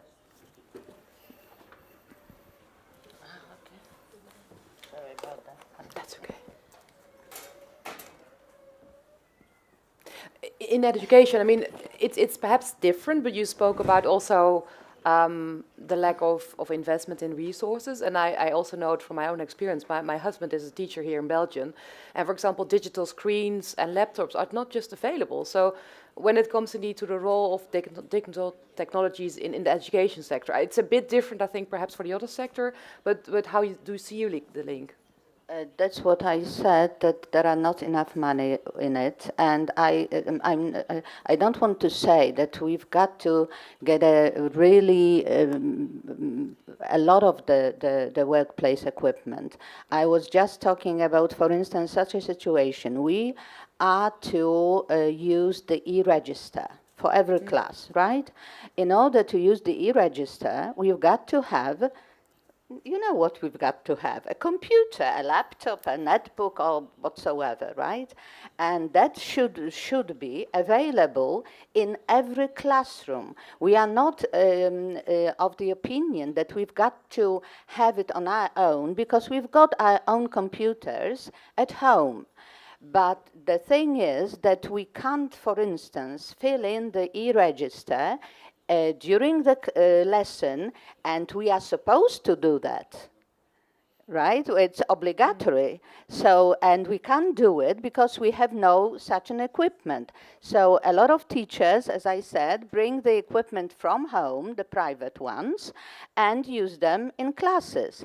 And also, well, the thing is that there are still schools, a lot of schools in villages and small towns with almost no equipment at all. I mean, in spite of the headmaster's office or deputy headmaster's office, yes, but no for a teacher working with class. And also, there are not enough, maybe it doesn't go with computers, but not enough space at schools for some other statutory duties, let's say, right? So, for instance, if a parent wants to talk to us, we do not have any space to show them in, right? We are just talking to them, I don't know, outside the school or on the corridor, and sometimes it's a huge problem to talk about.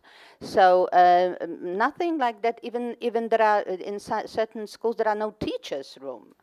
So that's why I was talking about, well, computers, because we are obliged to use such devices, but we are not equipped with.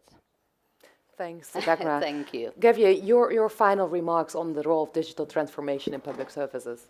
Respondiendo directamente a tu pregunta, yo diría que sí, las nuevas tecnologías, claro que ayudan y pueden ayudar a mejorar los servicios públicos.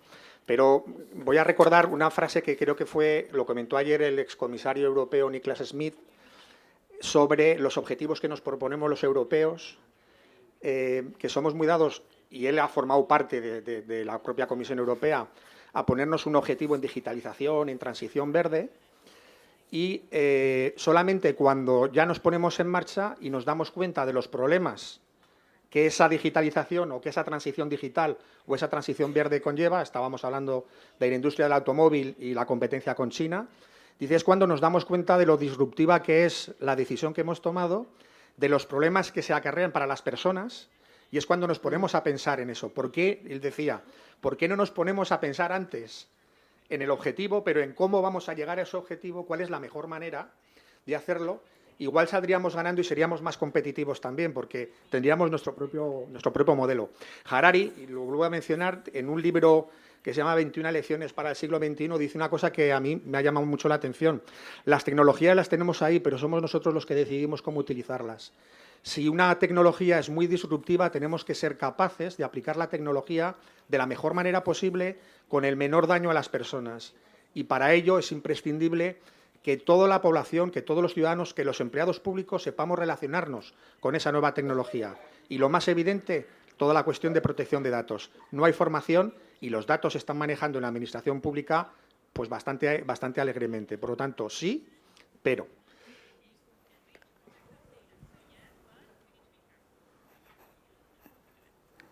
Thank you so much to all of you, because this brings us indeed at the end of this second panel about indeed the need of public services. And many thanks to all of you from your different national perspectives, highlighting the important role indeed of public services. I think that was very well illustrated by all of you. So thanks Patrick, Volker, Dagmar and Gavier, many thanks. So please join me in applause for you.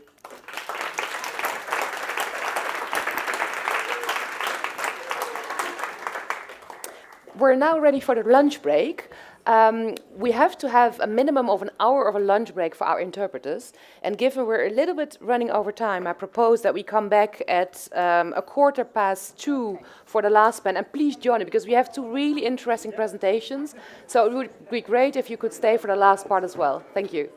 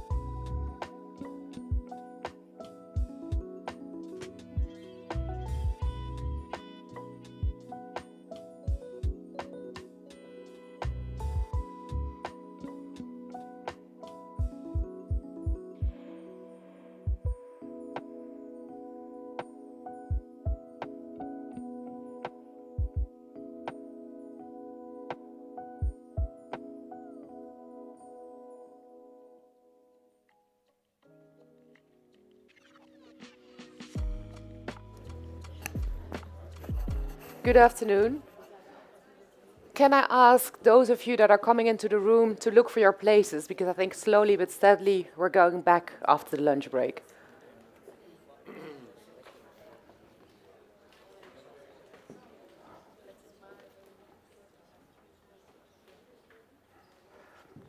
Perhaps for the speakers in the back of the room, great if you could look for your places as well. These lights are very flashy. Yeah. I think there's not much that we can do.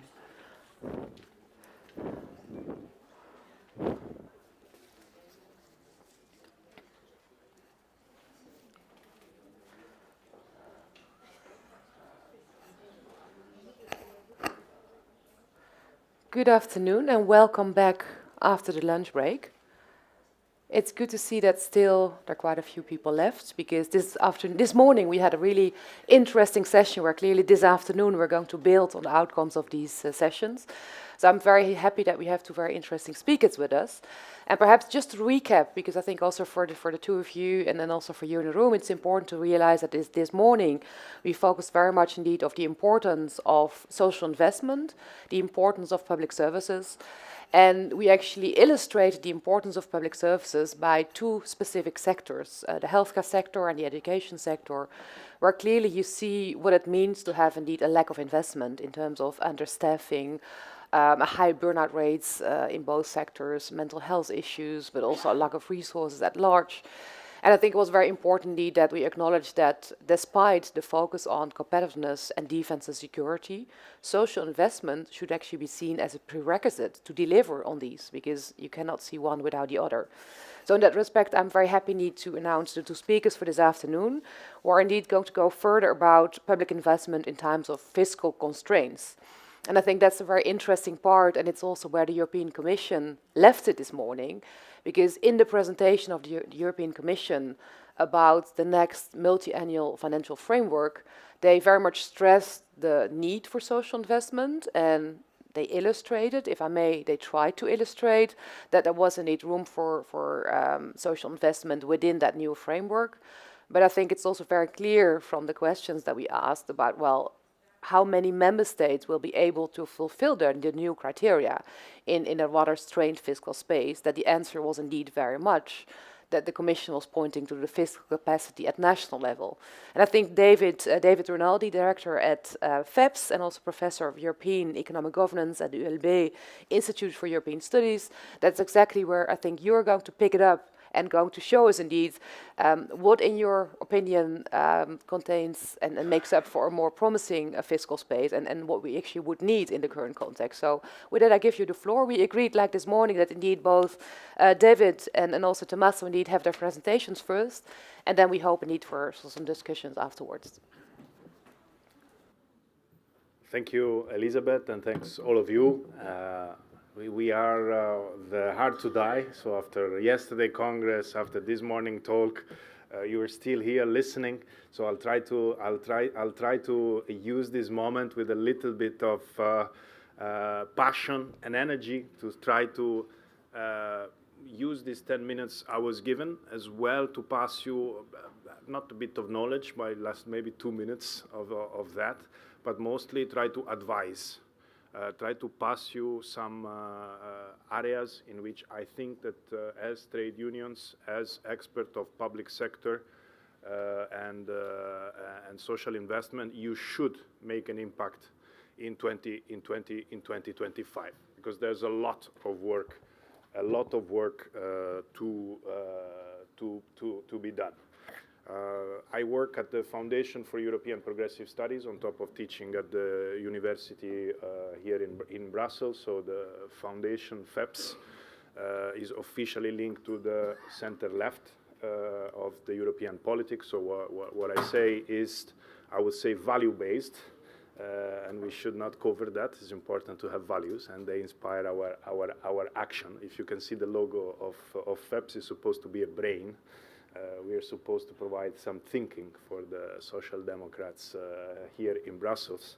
I try to bring here to you 2 slides of 2 important messages that, from my viewpoint, are not enough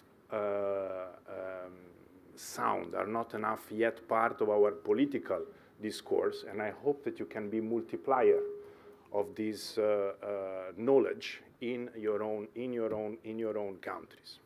Here, as you know, in Brussels, there's a lot of relevance of the sustainability of public finance.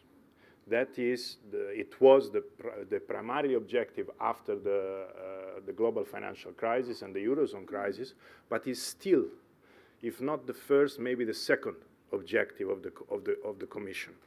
With this feeling that if the state is able to maintain sustainability of public finance, then the market can allocate money where money is needed. So that's the first role of the public sector here, is not securing well-being, is not securing the transition. First role is still the sustainability of public finance. And it's difficult to speak against the sustainability of public finance. You know, of course, we all want public finance to be sustainable, but what we have to understand is that the fiscal rules as they are, even the current one, they are not necessarily helping the sustainability of public finance. And most importantly, having public investment, even more if European, is not necessarily detrimental for the sustainability of public finance. The graph that you have here is basically how the debt to GDP ratio moved over time. As you can see, the debt to GDP ratio increased, so creating problems for the sustainability of public finance after 2007, 2008. And then it was a global financial crisis, then the self-inflicted Eurozone crisis, and then the debt to GDP ratio, so the sustainability of public finances, a bit increased after 2013. Yes, but what you can see, and that is the message I want to bring, I would like you to really remember this, is that in the moment in which we entered into the pandemic, in that moment, the fiscal rules were blocked.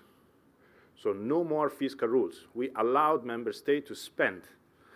Plus, we launched the Next Generation EU, big investments. So that's the moment in the last period, two moments there will be. Basically, the moment in 2015, there was the Juncker investment plan.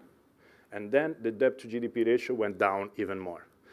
2020, 2021, Next Generation EU, big investment plan, debt to GDP goes down. So sustainability of public finance is actually healthier in the moment in which Europe is spending, and there are not strong fiscal rules. Counterintuitive, but that's what data is telling us. This graph comes from the European Commission, not from a progressive organization. These are data from AMECO, so it's very little to interpret here. Other myth to debunk. I think it was some time ago Angela Merkel who said Europe has 55% of the welfare spending and just 7% of the population and just 27% of GDP, stressing that we have too much public spending compared to the growth that we do and compared to the population we have. There is since then this feeling, even now that the Commission, as you've heard, is pushing a lot on competitiveness, that everything that you spend on social issues, protection for workers, are detrimental to this competitiveness case. I was actually looking back at the publication we did at FEPS with Anton Emmerich, which is a guru of welfare at the European University Institute, but also with a former EPC colleague, Robin Huguenot-Noël, and with Francesco Corti, that is now in the cabinet of the Commissioner for Social Rights, Preparedness, Skills, and Quality Job. It's a long title. We had a paragraph in the study on social investment now called "Social Protection Does Not Hinder Competitiveness." It's an old study, 2020, but the argument is still very much valid. What we showed here in the graph, we basically in the horizontal part you have social public spending So how much a government is spending on social protection as a percentage of GDP. So the more right you go, France, Denmark, Finland, Belgium, the more they spend on social issues compared to as a percentage of GDP. But the other part is the competitiveness index coming from the World Bank. So how competitive are countries? So basically you find that there is a sort of positive relationship. The more you spend, the more competitive you are. I don't want with this to prove that there is a positive correlation. That's not the point. But the point that this graph makes clear is that the opposite is not true.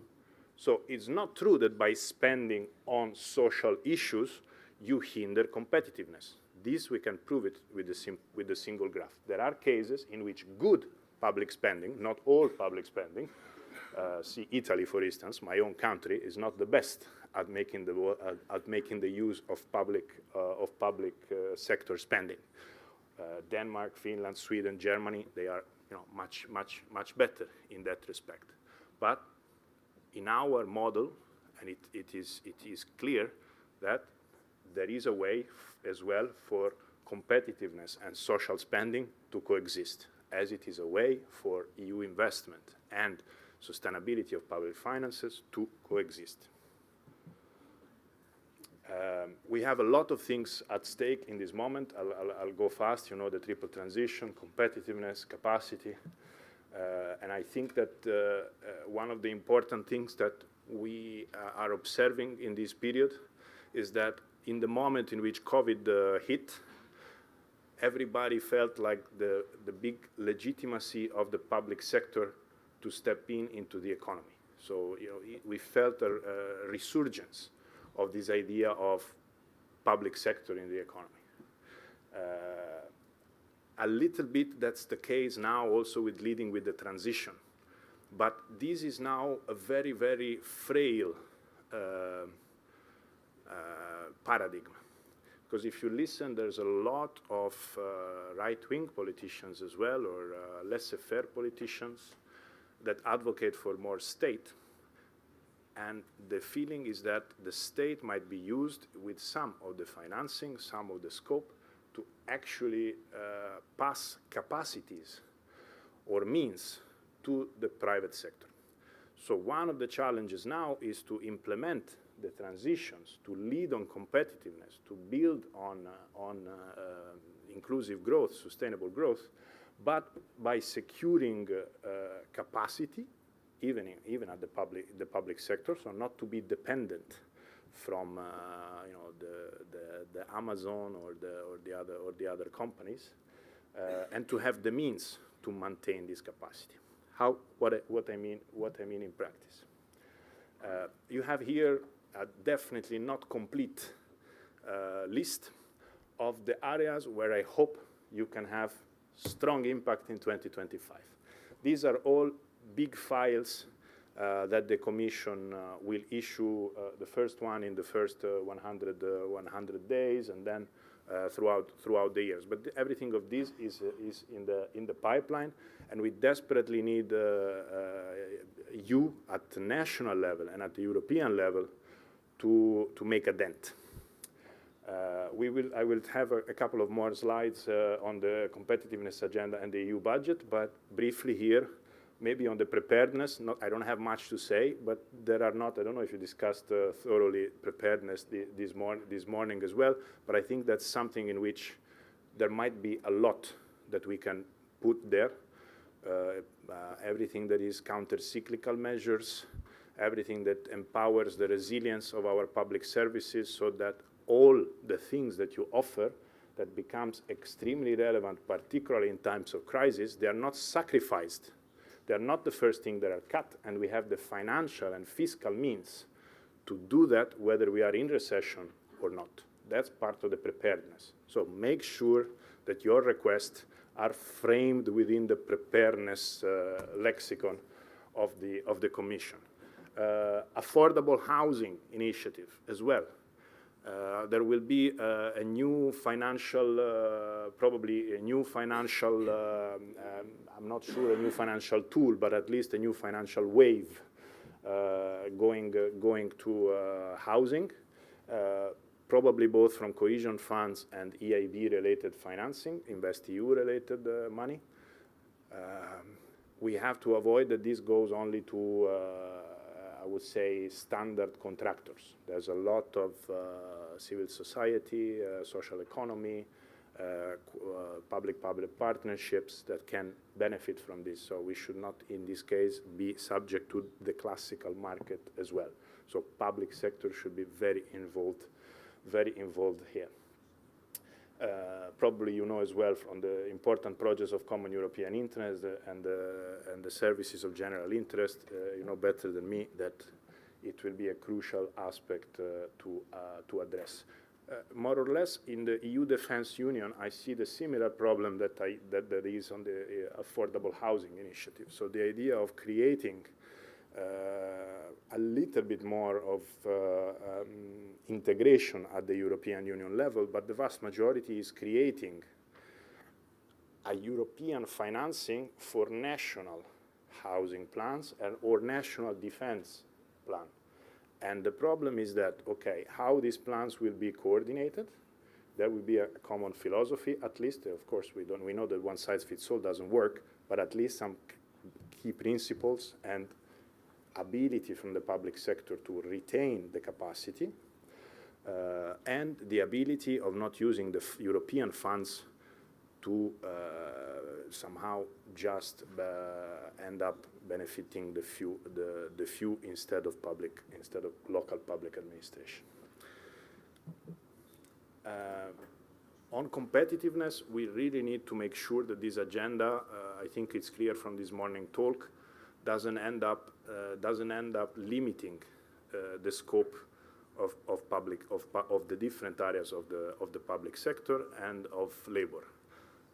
At the moment, competitiveness is still, I would say, a weird beast within the Commission because it's used in different ways. There will be an agenda, but at the moment is a word used by the Commission and to some of the people within the Commission to promote deregulation. So, regulate less so we can compete more. At the same time, I think that we have overcome what was in the past the wage-based competitiveness. At this stage is no longer there in the Commission, but it was 10 years ago when relaunching competitiveness meant cutting on salaries. At this stage we are no longer there.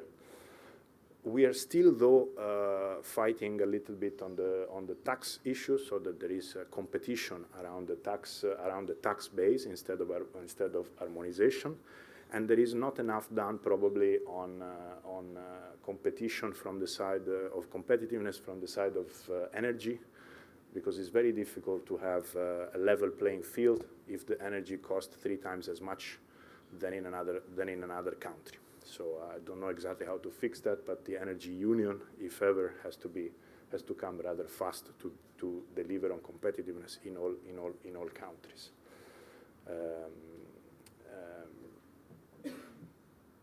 I wanted to stress that for me there is one point that this entire competitiveness agenda that is looking in the Draghi report at the different industrial ecosystems. So there's more than 10 ecosystems, if I remember correctly.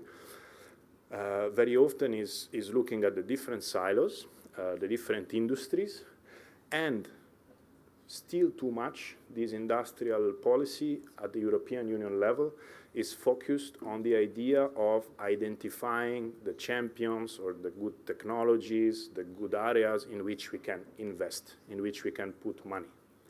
Okay? The feeling that we don't still have here in Brussels is the role of the public sector in relaunching industry, besides giving the money to this and that sector. What I call particularly the enabling public investment for industrial renewal. So I'll come to this in a second. Here is just a picture to show you that sometimes the identification of industrial policy at the Commission is very narrow, but industrial policy is actually, from my viewpoint, a sort of an encompassing topic that look at what you do in the digital agenda, that's industry. What you do on transports, that's industry. Competition policy, mergers and acquisition, that's industry. Economic security, which is done actually by the Commission people in charge of foreign affairs. That's also the way you regulate trade between countries to protect our security from China on certain technologies. For the monitoring of foreign direct investment, that's all of that is, has to be seen into the prism or protecting, relaunching our industrial policy. Up to a certain extent, therefore, there is a lot of actions, even if the Commission, they don't frame it as industrial policy, but they're still promoting industrial renewal. What is still not there, as mentioned, is this idea of the public sector investment for industrial renewal. There's plenty of things that the public sector can do for this. I list just 6 items here, that just 2 of them have been kind of identified as priority by the Commission and also in the Draghi report: the quality of education and human capital, and the need to deliver more risk capital and equity. I suppose that there will be more done on the second one than in the first in this Commission. At least this has been identified more or less consensual. Of course, there is more that the Commission can do on risk capital with the Capital Markets Union, with the EIB, using the EU budget as a leverage for private funds. Still very little in Europe, instead, there has been done on the idea of how sustainable transports can actually help industrial renewal and how affordable renewable energy can do so. This is not really much linked to the idea of competitiveness. It's not really much linked to the idea that it has to be public investment to lead us fast into these sectors. It's very much still linked to projects that can come up from the private sector. We don't see this as a leverage to get to the prosperity and economic growth that we need. And even less if we go at the borders on sustainable infrastructure and local districts, even less references in Commission documents, even less plans, and probably much less financing. Just for you to tell that all of these things are done massively by China and almost massively by the United States. So China is investing a lot in new technologies, but is investing a lot in all the public sector aspects that empower and give a possibility for the industry to develop. Don't know if it's a bad word, but there are a few things that we should learn from China. One of that is public investment. And I close instead with a point on the EU budget, where I consider that you have a lot of things to say, and the negotiation will be difficult. We need you to raise voice, so prepare some powerful initiatives on the EU budget. Just to give you a picture of some of the instruments that we have at the moment, Cohesion Fund and the Just Transition Fund are under threat. So the Commission has already said we'll probably cut. We will pass it on direct management rather than shared management. Joint borrowing and EU debt has been launched with the Next Generation EU. It's likely to be phased out after 2026.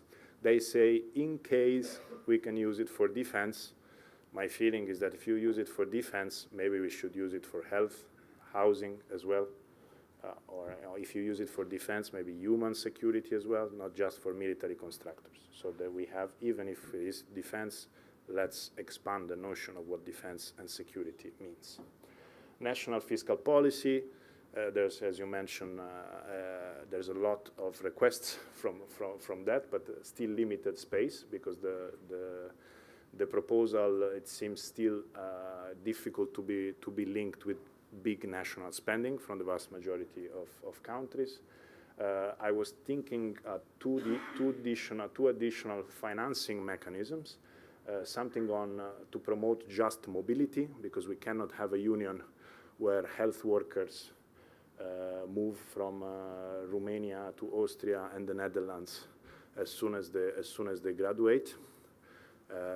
We cannot have the same from Portugal and a few other countries. You have member states that are paying the public education of a worker, qualified worker, for 10, 15 years of cost, of it's an investment on a person, and then that person is going to produce growth and pay taxes on another country. So this is problematic. We need somehow a system that adjusts for the internal mobility and the public investment spending in European people. On own resources and taxation, the European Union level, don't expect much. At best, we can have something from the G20. What instead will happen, as you can see, is the only arrow up, is much more from the EIB, national development banks, and all the areas that are instead, financial instruments. That is something that we have to make sure that is happening. I want to mention, though, I cannot put a slide because the study is secretive. They don't want to show it. But I've seen it in a presentation. It's done by basically it's the Development Bank of the Council of Europe. It's an international organization in Strasbourg, but the SEB, their development bank, is in Paris. They are working more and more with the EIB and with the national development banks, like Crédit Dépôt, KfW, and so on social investment.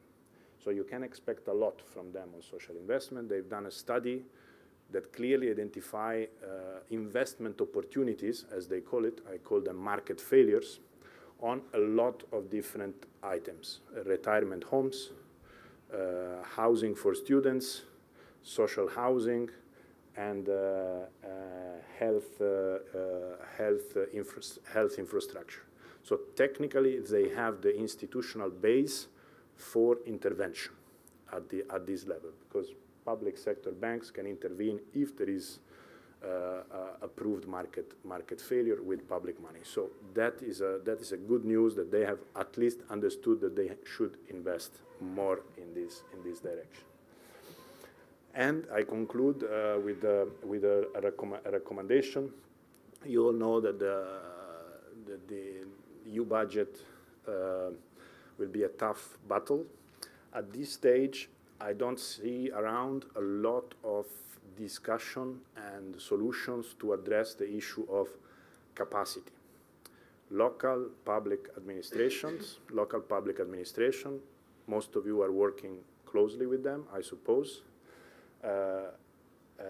are frequently accused of being unable to show a high absorption capacity, this ability to spend well and fast the European funds.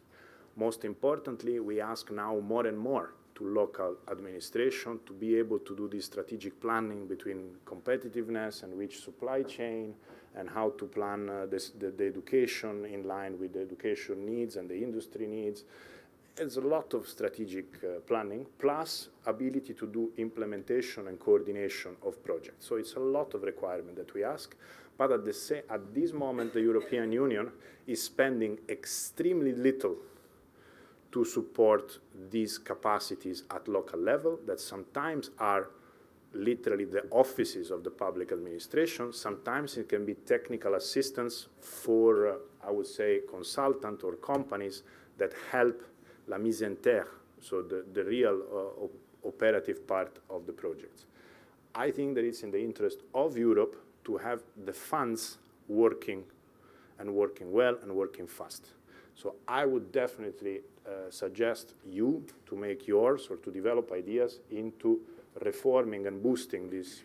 Either sometimes it's called technical assistance, sometimes it's called support. Support that is at the moment only on demand from the European Commission, and very little, in order to have EU funds that provide maybe financing for sustainable transports, but at the same time also for the local administrative capacity to plan strategically and implement these important plans. Thank you.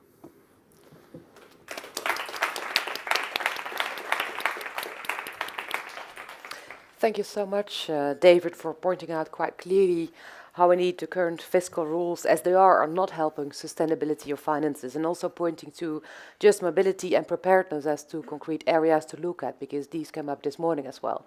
So many thanks for that.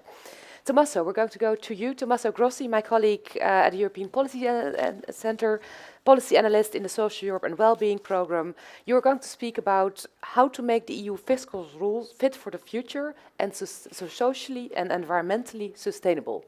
Thank you very much, Elizabeth. Good afternoon, everyone. Thank you for inviting me.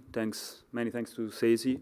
The EPC has been collaborating with CESI already quite a lot in the past. It's always good to be with them for this kind of conversations and debates. In the interest of time, maybe wave your hand if I'm speaking for too long. So I'll try to keep it under 10 minutes. The first slide will show you how my presentation will be about. The crisis of the public sector in Europe, the reform of the economic governance infrastructure, and then recommendations for a resilient and responsive public sector. And I'll start by saying a few things. There's no need to go through all of them again, because they've been exposed this morning quite well. But you can see a list of crises, internal crises that the European public sector has been going through in the past years. Some of them come from the literature, political evidence, policy studies. I'm also happy to include one activity that EPC has done with CESI, the Pulsar study, a survey where we explored the fears and needs of the public sector workers, in which that was conducted in 2021, in which some of these elements were quoted and that are still relevant today.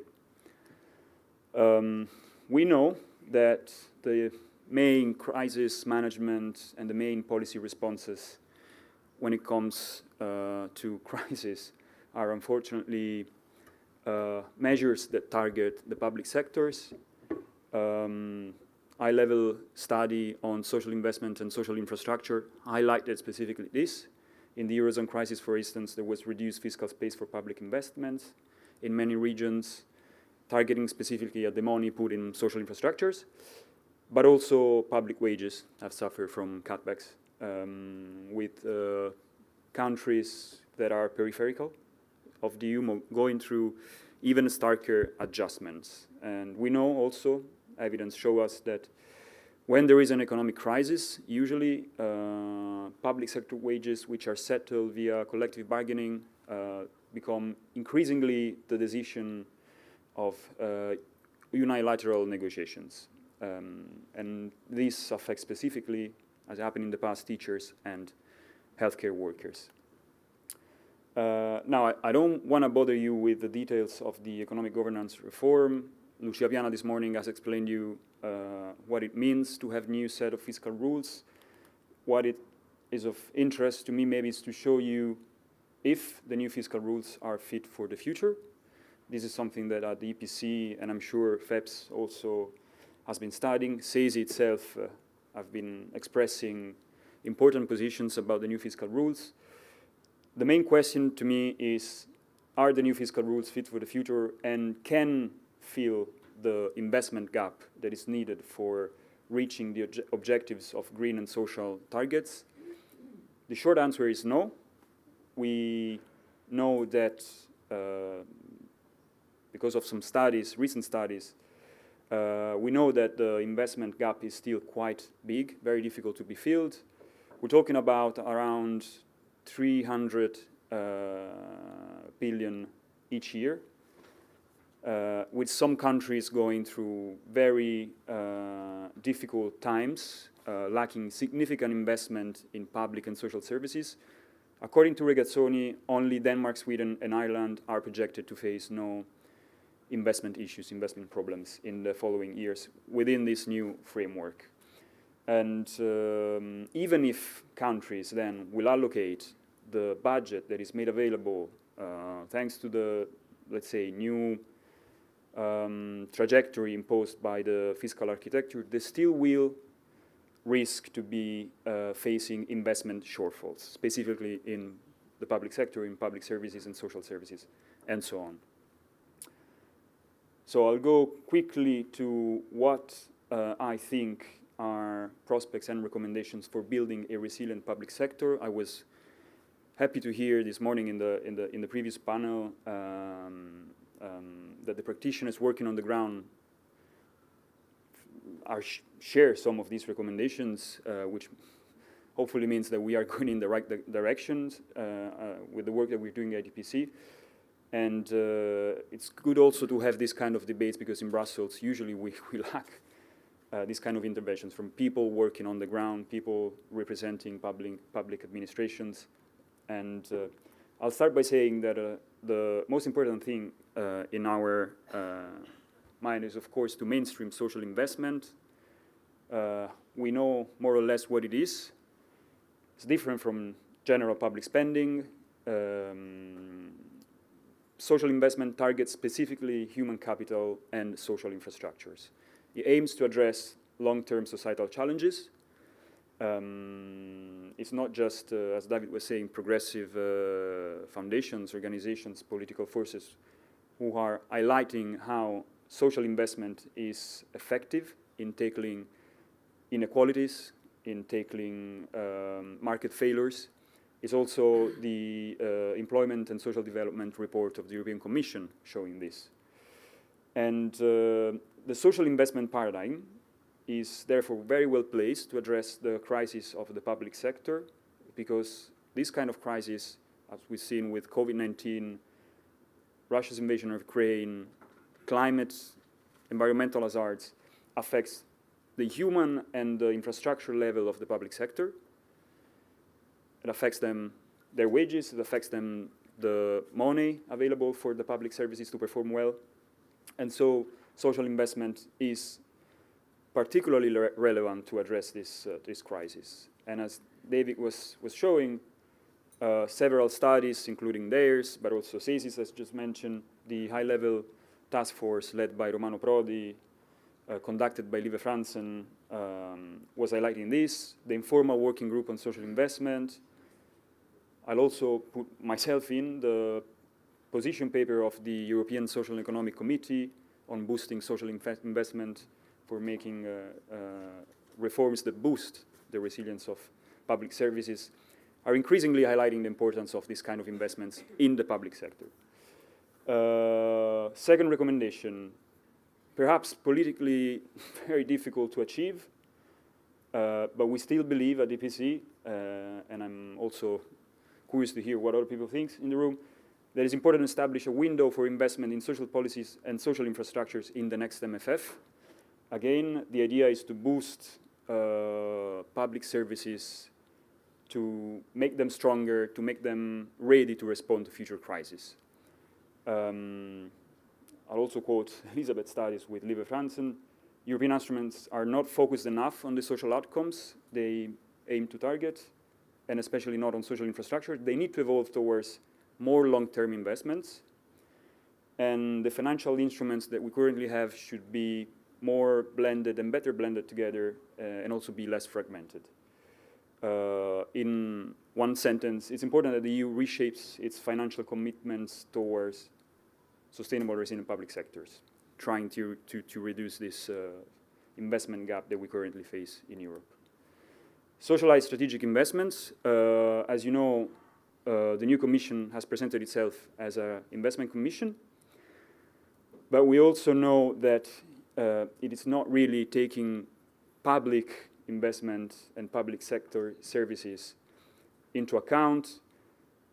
So we believe it is important that the Commission broadens its priorities beyond addressing just the supply chain's fragility, for instance, with macroeconomic volatility, wars at the borders with Europe, but also include not only the under-provision, but also the under-investment that currently happens in social resilience, which today was obviously stated. It happens through public services delivering services for citizens, for workers, for households, and so on.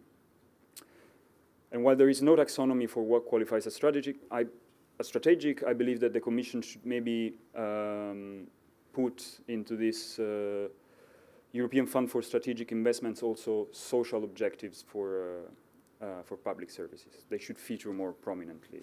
I really believe that we should all do an effort to make sure that the Commission understands that the public sector is a strategic investment. Investing in the public sector is definitely a strategic action. Last but not least, again, some of these points are familiar to you, some of these notions are familiar to you. You know better than I do what it means to face wage cutbacks. Some of these points come from the EPC CESI survey, the Pulsar survey, so some of you maybe also remember these questions that we were asking you. But there are some points that are still have still not been addressed. The main one being temporary employment and atypical contracts for public sector workers. Teachers specifically going through a lot of temporary employment and atypical contracts, so on-demand calls for working a few hours a week, moving from one school to another. Germany and Spain have some of the highest rates when it comes to temporary contracts for teachers. And there is an important and I think significant element here to take into account. The Early Leaving Education and Training Survey that CESI and CESI's Commission Expert on Education has analyzed finds a correlation between teachers' burnout, unfortunately, very high levels of teachers' burnout, and the quality of education that is being provided to young students and kids. And this also leads to a rise in dropout rates, suggesting, of course, that teacher well-being directly affects students' performance, students' engagement, students' retention, and so on. And I also want to show, yes, I really talk about atypical contracts, but this is specifically worrying given that there is also a high share of in-work poverty within workers of the public sector. Again, let's not go through all the details, all the figures. But again, you can see that there is a very stark difference between, public sector providing atypical contracts and maybe the private sector giving more sustainable and long-term contracts. And then there is aging workforce, specifically shortages, lack of skills, which also means lack of new workers coming into the public sector. 40% of European public sector workers are above 50, only 7% of the workforce is under 30 years old. Meaning that the public sector is aging, the workforce is graying, and there is no new workers coming into the sector to replace them. Of course, further exacerbating this shortage that we face. Last but not least, make education system fit for the digital and green transition. Again, one of the studies I've done with EPC, one I've done with the European Commission, which is presenting soon a study on the future of work in public administrations that I'll be happy also to share with CESI. It's important to continue promoting lifelong learning with in-work training. Training should happen, of course, in work. And it's especially important for public sector workers as public services are going through increasingly more digitalization processes, e-governance, but also online forms, online skills are increasingly important. So in this study, we highlighted how this in-work training is important. And then, make sure that childhood education and care is fit for the future, fit for future challenges. This has proven to be important for children with disadvantaged background, but also to have a more productive, more resilient workforce in the future. Again, empirical evidence for this. And one last point, which of course was also inspired by CESI's manifesto on the future of education, improve digital learning tools and connectivity, was mentioned in the panel before. This is something where Europe's voice has been difficult to hear, but it was also good to hear that this afternoon was remarked in the previous panel. And I'll stop here. I hope I was within the time. Thank you very much.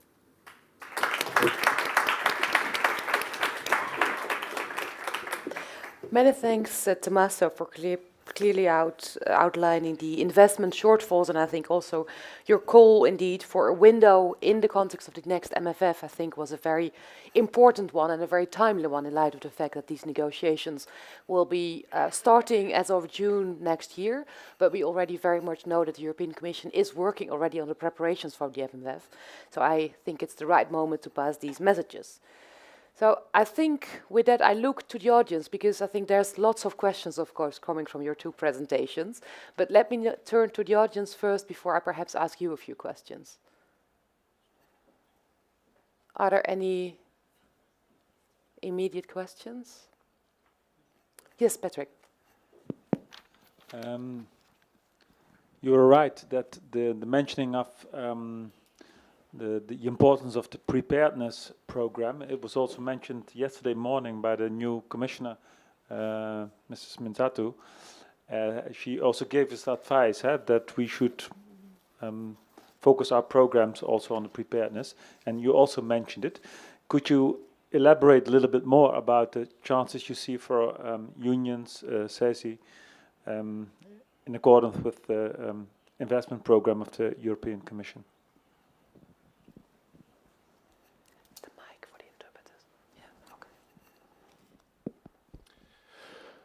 I have to admit that I still need to literally have a sort of one-to-one with the people working with the commissioner to understand from their viewpoint what is possible to do.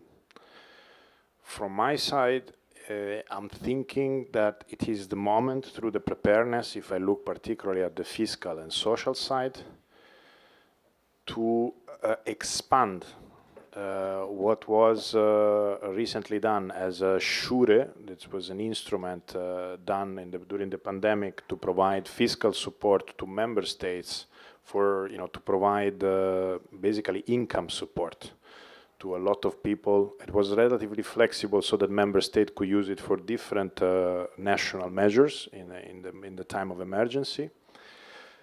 So it was, if you want, a sort of an insurance to give a fiscal space to member states for employment-related issues and incomes. The feeling that I have is that this is a great so-called counter-cyclical measure. In a moment, which is the fight that you have, is that in a moment in which a country has problems, which is typical of a crisis of a single country or a general recession, among the first thing to do, public services are those that are suffering, because this is the first thing that you cut is on public services. So basically, preparedness should be for you a mantra to protect public services from recessions.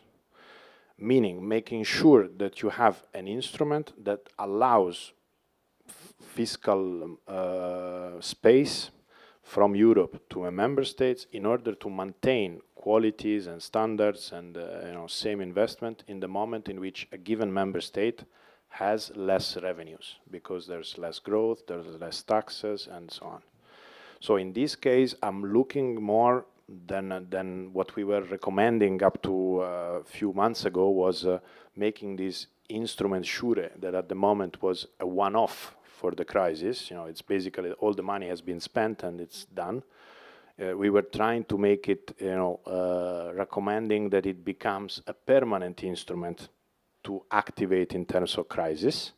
Now my recommendation is even slightly bolder than this. We can avoid calling it SURE and have a sort of insurance mechanism skills or a mechanism, or something like a shock control mechanism, something that we don't know exactly where the next recession will come, but if there will be something that will impact the fiscal space suddenly at the member states, you need an immediate, fast injection of money, because it is proved by any economist that investing fast is the only way to spend less.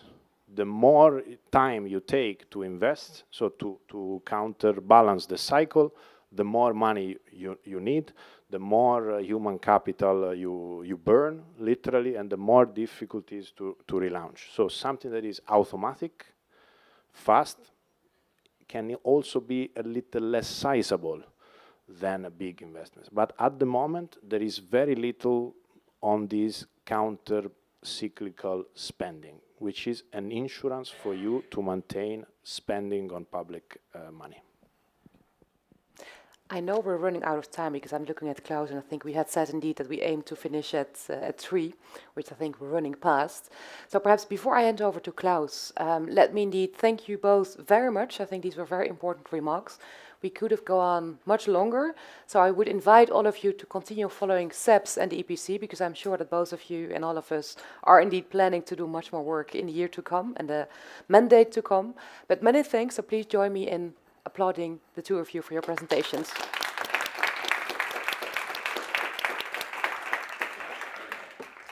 And with that, indeed, Klaus, you're already coming to the podium. I would like to welcome you, indeed, to do the closing remarks. I'm thinking that you're going to summarize what we indeed learned today. There's a lot to chew on, a lot to recommend. So, Klaus, with that, I'm happy to give you the floor for the closing remarks. Yes. Thank you very much. Hello, everybody. It's great that we still have some people in the room, and I promise I will be as short as possible. I think, first of all, we are trade unions, and we represent, except with very strong unions also in the private sector, mostly public sector employees. And of course, one of the tools to defend the working conditions and the pay is social dialogue, collective bargaining, industrial action eventually. But when it comes to public money, and then it comes to crisis, and it comes to narrowing down of fiscal spaces, then, Tommaso, you were saying that the space for collective bargaining narrows down. And then comes the issue of money, because it's, by the end of the day, I mean, we know, it has been said, public services are the first to suffer when the spending cuts are, let's say, implemented, yeah. So then we come in because also, Javier, what you said was very, and Volker, these were true trade unionists speaking, but then all of a sudden we give this bargaining power out of hands, and we have to turn to politics and to turn to the society, and then then these arguments brought forward comes in. We're not only representing the interest of our workers, but the society and the politicians should have an interest themselves in having strong and resilient public services, hence in having well taken care of workers in the public services. And there a lot was said about finance, about social investment, and we all remember also the 2013 package, which was brought forward by the EU Commission following the crisis of the Great Recession. And all of a sudden, all this, and that's what I said in one of the contributions this morning, it ended up in the drawers. Yeah. And then we had, I remember with the EPC, there was with the social platform, we had a campaign and discussion paper on the golden rule and social investment and so on. And now I think also since the Belgian and the Spanish presidency with this informal working group, things seem to have moved. And I think, thank you very much, David and Tommaso, also for what you've been said. It's important that we do not only step up in terms of our classic responsibilities, defending the interests of our affiliates, but also saying, once again, this is not only in their interest, this is in the interest of us all, of the society, of the politicians. I'm a little bit having a little bit problems to make conclusions which make sense in a way, because there's so many avenues we have to follow. Thank you, David, also for showing these specific policy fields where we can step in, and Tommaso, you're mentioning also the MFF and other issues where we have to step in. I'm coming back to the finance ministers, because we have the discussion now in Germany. You have the classic, I would say, left, who says we have to spend more, and we have the classic liberal attitude where we say, for the future, we need more austerity for future generations. And maybe to conclude, to say what happened actually after 2008, 2009. And I think those in the room will hopefully agree that the responses, and David, that's how I understood you, at the time were the totally wrong one. Yeah, were wrong ones. That you had to invest quick and fast, and exactly the opposite, which happened in the US, but the opposite was made in Europe with devastating consequences.